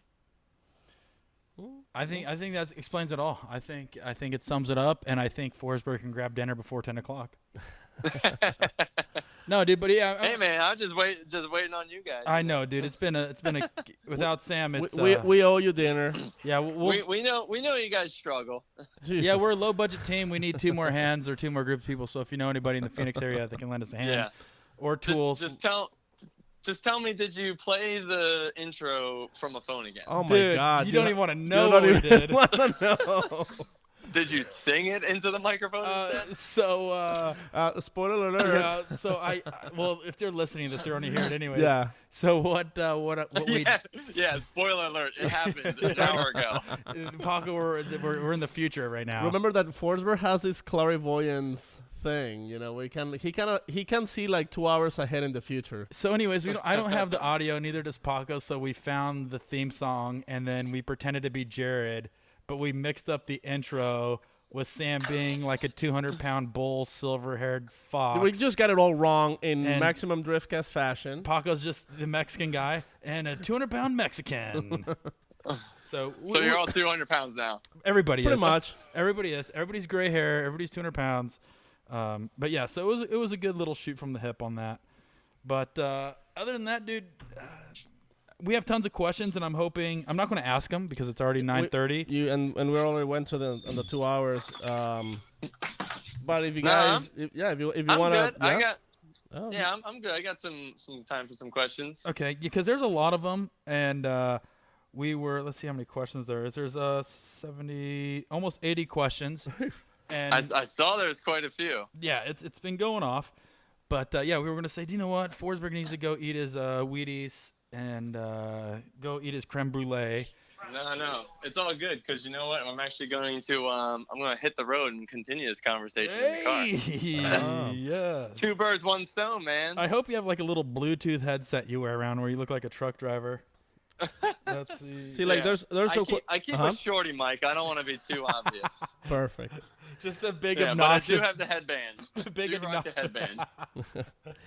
See, let's do this. All right. I can't. Okay. Now I feel like an asshole because I was like, all right, we're not going to ask any questions, and I'm like, okay, I made myself out to be a prick, and everybody's going to ream me for it. But now it's like, no. If we're like, I got questions, it's like, okay, cool, sweet. Now I can redeem myself. Hey guys, guess what? Yeah. So we're going to ask your guys' questions. I've wanted this the whole time. So let's see. You want me to start, or you want to start? Go ahead and start because I just popped my IG open. There was a question that Drift Illustrated asked. It said, for Chris, how does it make you feel as a driver to see other teams helping a guy you are about to battle? Which there's a continuation for that where actually Von Gidding Jr. replied to Drift Illustrated and said, like, yeah, of course they would. Many would. Yeah.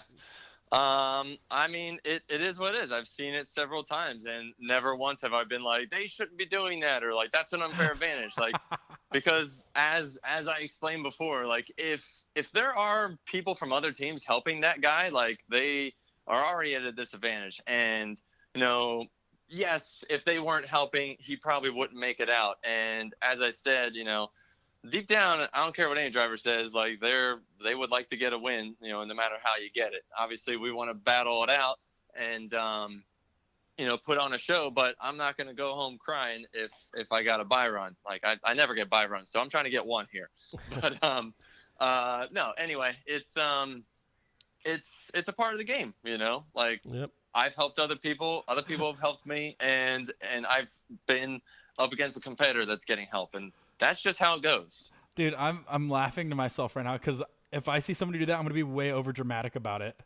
I'm going to hop out of my car. My God. Get him off the car. Just start grabbing them and pulling them off the car. Ruining my career. Then I would just auger the car into the wall and say they were so deep into my head that I just lost control. Yeah. Yeah. Oh, I would totally Perfect. lose it. Okay. Now that I got sidetracked here, let's see. There was a question in Spanish, but I'm going to skip that one. Oh yeah, Bradford the Fish. I think he was just eating a lot of tacos because all his questions are in bad Spanish. So this one got a lot of likes, and this is why I'm asking this. Even though I know morally, I'm going to ask it anyways, and we already covered it. This is from Shane Wally. I'm curious if it was a point strategy to help Kristaps, seeing that if he would have won the battle against Kearney, Turek would be ahead of Dean and Kristaps in the overall points. Was that the strategy? Yeah, not at all. Like, we did not know anything about the points or, anything like that. We weren't paying attention to that. It was merely helping our friend fix his car and finish the battle. Yep. And that's kind of what we figured, but I just wanted to, once again, clear the plate on that. Here's another good one. I like this question. Fikrad Juhara.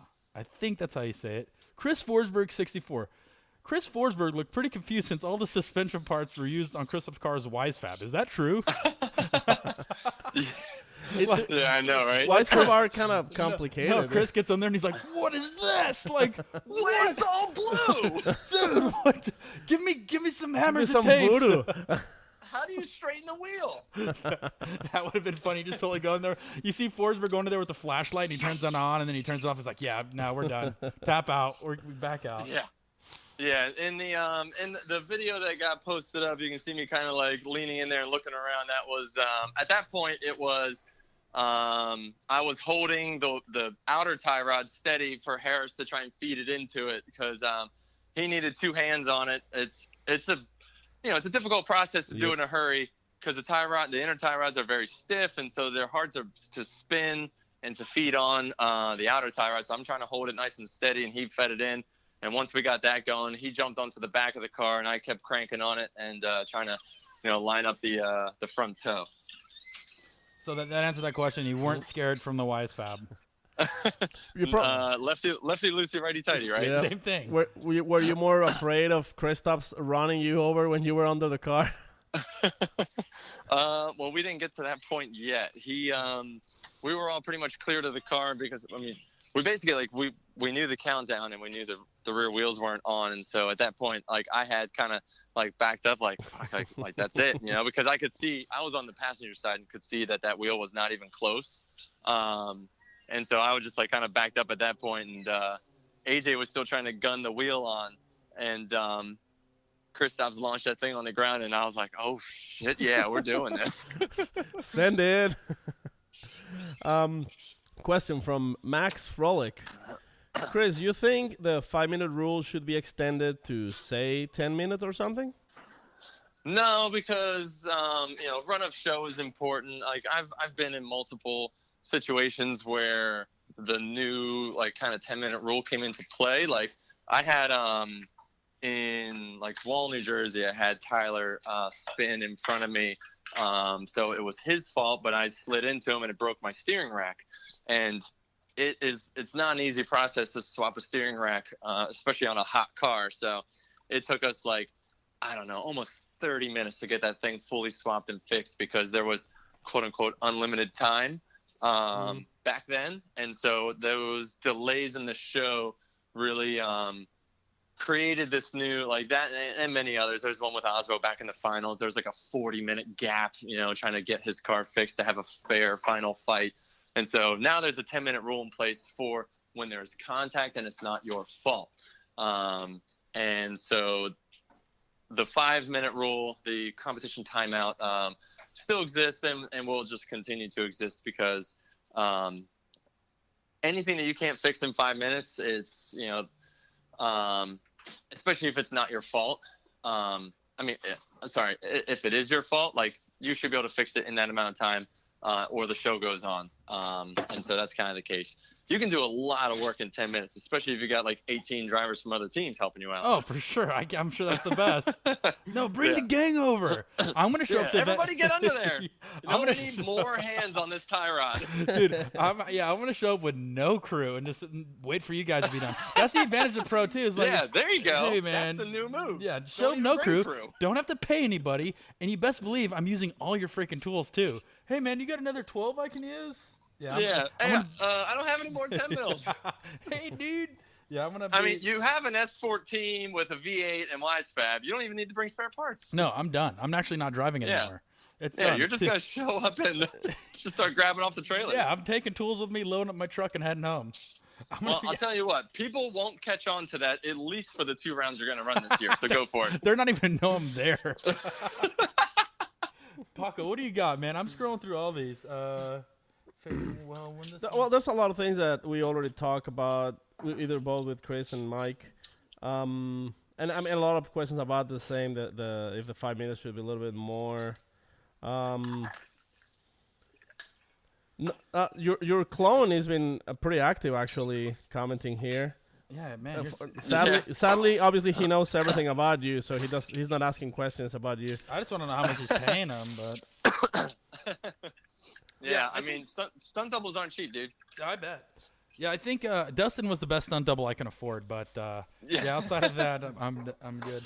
Yeah, dude, I think Go ahead, hit me. Go ahead. I was you just gonna say he was close. You know, uncanny. I could see the effort on your end. You know, trying to get that receding hairline to match up with his. Yep. You know, you got real close. Dude, I wear this hat and put Miracle-Gro underneath it to see I give it some back, but it's still not working. But working on the body shape, you're the one who's getting closer to him as well. Yeah, we're trying to meet in the middle. Okay. Like it's a team thing. You know, this is all a team effort. He keeps raising the bar though. Yeah.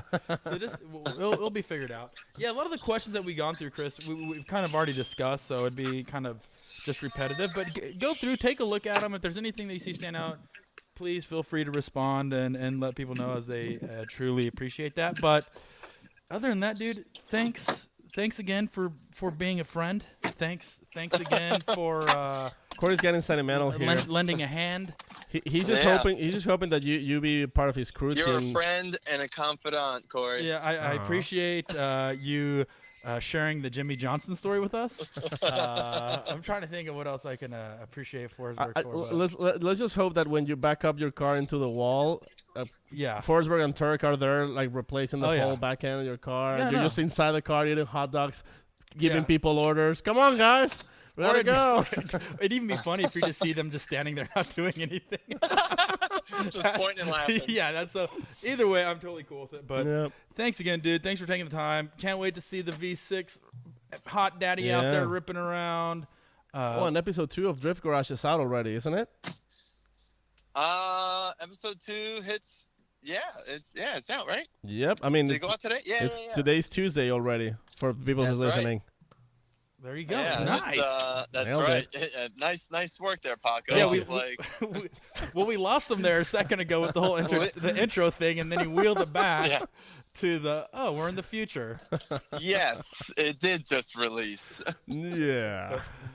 Awesome, dude. Well, go enjoy your meal. Tell Mitch we said hello. Tell Caesar we said hello, and go ahead and spread the wealth amongst. You better apologize to her for taking up so much of her time.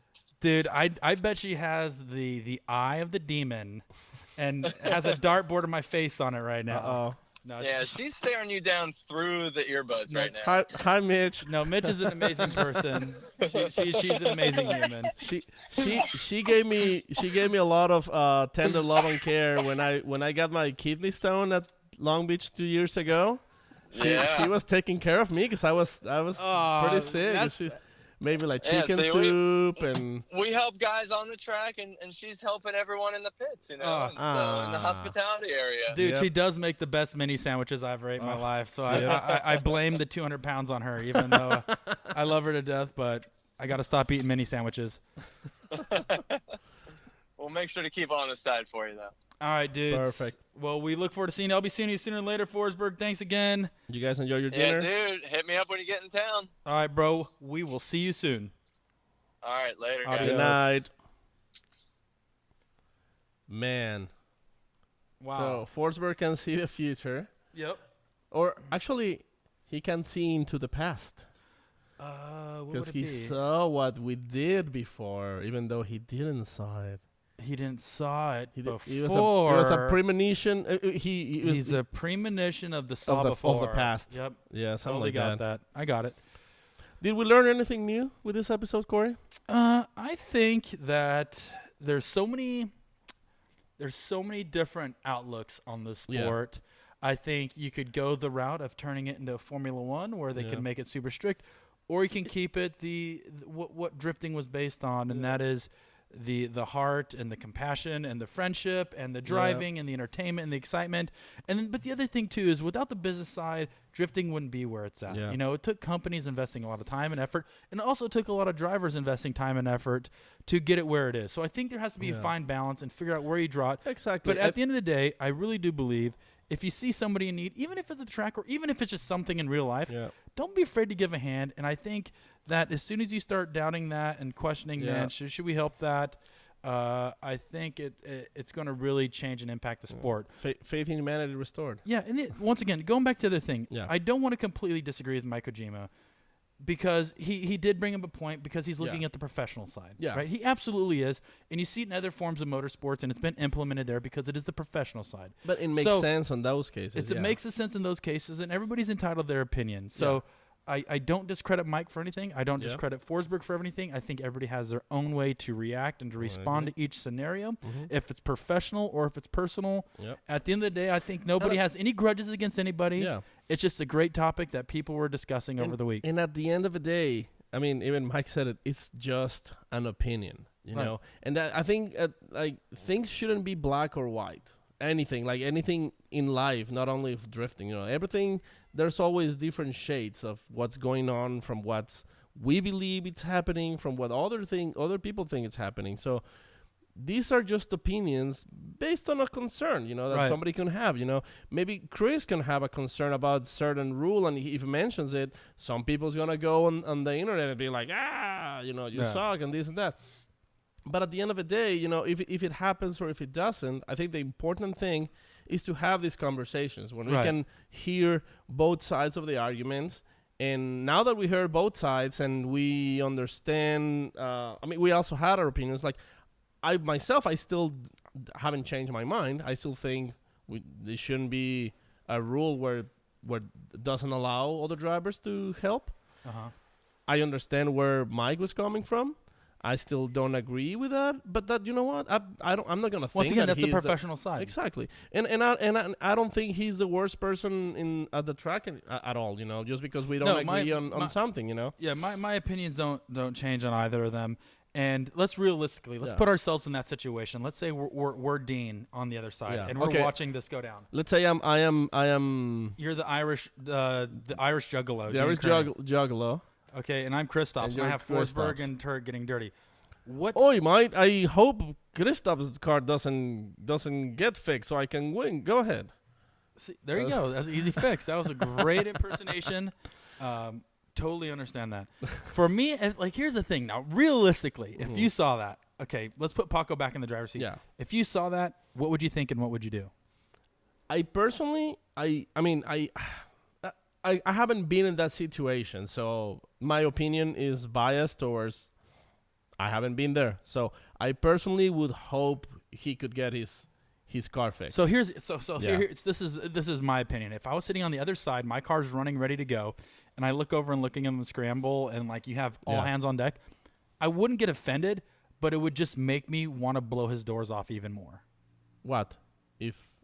Like. Once again, if I'm sitting there and my car's ready and I fix it and everything, and I look over there and I see competitors like rushing to get his car done, I'm like, okay, they're pushing.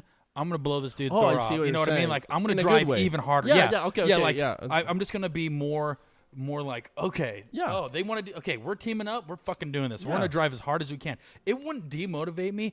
It would just put me in the mindset of. Yeah, like on the contrary, you know, like. Yeah. once again, it's not offensive because this is racing. Anything can go. And if he's going to do whatever he takes to get the car back on the ground, I'm going to do whatever it takes to win. And that's just going to be my mindset. Once again, I'm not going to be like, it's kind of illegal. And it's not like he can't. I mean, I think they were pretty even. It's a great motivator. I believe it would be a great motivator to just say, do you know what? It's going to go down. And we're going to run as hard as we can. And even though they had 20 guys over there working, me and my 3 guys, we're going to blow those doors off. Yeah. That's all I would think. And it wouldn't be offensive. It would just be that'd be my motive. It doesn't have to be offensive. See, I'm not sure, but didn't it happen? I think it was Turk or somebody. He was waiting on the line, and the other guy was trying to finish his car, and he wasn't going to be able. And somebody told him on the microphone, and the person who was in the line, he took his 5-minute break to allow the other person to finish fixing his car. That's cool. I can't remember who he was. I mean, thing is, I don't know if I would do it, but that's cool. Yeah, that's I remember seeing that. I think it was Kearney. I can't remember honestly, but I remember seeing that. Even Jared saying like, "Oh, look at that! This what a showing of sportsmanship." Because he was on the top 4. It was like like that guy wasn't wasting his timeout. His 5 minutes. And at the end of the day, both cars came back, and he won. Even the guy who gave the courtesy of the 5 minutes, he still won. Right. Which at the end of the day, I think that it just proves that if you're capable of letting that person be ready, it's because you're also ready, and you're also ready to take the challenge and go for it. I don't think no driver would be offended for letting that happen. Like. If they ask me like, "Hey, would you let him give him 1 more minute?" Sure, let him finish the car. Well, the thing is, especially when you see him short-staffed, it makes it all exactly. But if it's a situation where it's I mean, it's 4 years ago where Pacula is already lined up and he forfeited, it just seems iffy because at that point you can definitely tell that was somebody probably fed him something like, "Hey, if you do this." And ESA advances. That there's enough points for ESA to still be able if this and this. So at that point, he probably was like, well, I don't know. Maybe if I have no points, right, so it doesn't matter. It's once again. And again, and they're friends. Going back to, like, if you want to really get professional about motorsports, there's team orders. There's still people and bosses telling people on the team, hey, let so-and-so win because he's higher up in the points. This is just going to solidify us higher in the championship and get us, manufacturer points. Well, you see it on F1. Well, that's exactly what I'm talking about. Both teammates, like the one of the teammates not obeying the other one. And then once again, we don't have to go too into detail, but that's exactly what it is. So you'll see it in every form of motorsports. I don't think you'll ever be able to get away from it. If there's partnerships and teams, everybody's going to use it for advantage. We've already been at 2 hours and 10 minutes. 10, 11 minutes. I think it's a good time to send off into the sunset. Thank you guys for listening. Thank you guys for tuning in. Thank you guys for contributing on Patreon. Thank you guys for leaving us reviews on iTunes and everything. Obviously, you're going to be seeing us a bunch more. Hopefully, we'll be able to get out to a bunch more tracks, but it's been awesome. It's been a good episode, and thank you guys for everything. Please leave questions and comments on our Instagram, Facebook, anything you guys want to hear, see, talk about. We've been going pretty live regularly.